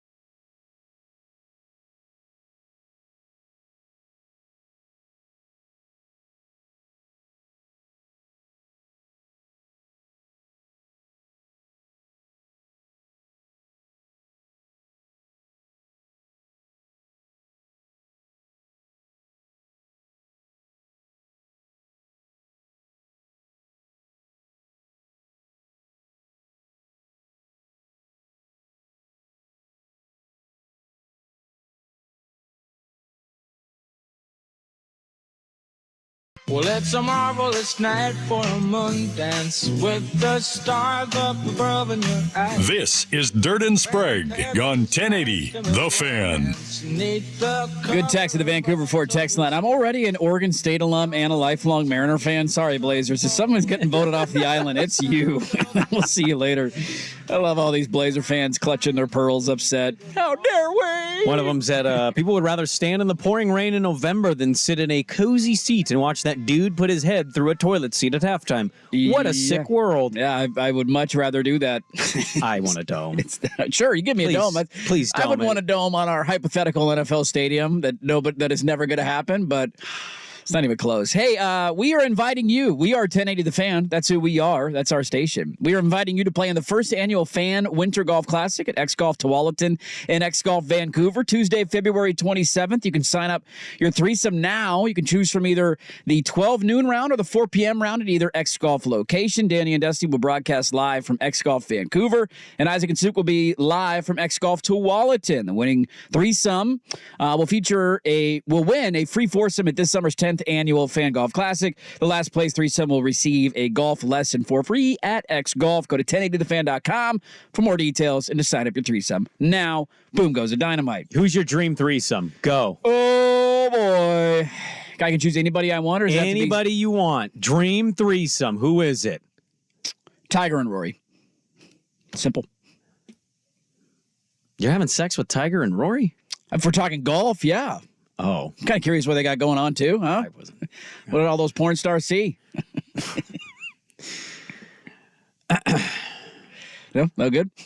No good? My mind's on golf, man. I was texting my buddies about golf last night. I miss it. We were talking about golf Long holes. shafts and balls. Why wouldn't it be? Yeah, I miss it, man. Yeah. It's almost that time of year. Yeah. That's why you got to go to X Golf, because it's wet outside. Does the MLB Hall of Fame do anything for anybody? It's a joke. It's a zero. The four guys right now who are trending, we're going to find out who is in the Hall of Fame class. The four guys trending are Adrian Beltre, Joe Mauer, Todd Helton, and Billy Wagner. Those are your four. That's just from the revealed ballots. So who knows if they make it. I don't mean to be disrespectful. I think it's cool. Nobody cares about this anymore. No, they've gotten a little too persnickety over the years. I think that the writers. Is that a word? Persnickety? Yeah. That's a good word. I think when you find out if it's somebody that was one of your favorite players when you grew up or somebody from your favorite team, I think it's cool. But as far as the announcement coming in, okay. I'm glad Adrian Beltre is a Hall of Famer and Andrew Jones isn't. Definitely watched both those careers. It's ridiculous. It is one, like, the second they started putting steroid users in the Hall of Fame. But, like, excluding other steroid users. Like, Alex Rodriguez, Barry Bonds, and Clemens are never going to get in. They will never get in. It's just, okay. But David Ortiz, who tested positive, and we all know juiced, no problem. He's Big Papi, smiles. Put him in the Hall of Fame. I believe Jeff Bagwell's in there. Jeff Bagwell, also in the Hall of Fame. A lot of back knee there. What's going on, Jeff? Got to do it for us. Blazers are in OKC tonight. Are we hammering the Thunder? Yes. Line, hold on. 14.5. 14.5? Yeah, hammering that. I think I'm going to hammer that tonight. Yeah. Need to recoup some monies. The Blazers need to help me out. Do something positive in my life, Portland. You know, keep losing games and winning me money. And then you end up with the Arizona Cardinals, and you're like kind of in the same hell, but in a different sport. I would still trade him. I would trade him for the Arizona Coyotes. Oh, stop. In a heartbeat. Get out of here. Heartbeat. Swigart, heartbeat? Bent. Yes. Thank you. Get out of here. Not You're even close. a liar. Not even close. Hockey's a better You would sport. get rid of the Blazers more for the entertaining. Coyotes? It's easier to win in hockey. It is? More hope. Yeah, it definitely is. Based on what? Based on science, bitch. That'll do it for us. If you miss any of the show, go check the Service Patriots podcast, 1080thefan.com, at Dirt and Sprague, at 1080thefan. Make sure you like the YouTube video and subscribe to the channel. We love you all. We will talk to you tomorrow at 6 a.m. Calling us next. You're listening to 1080 The Fan.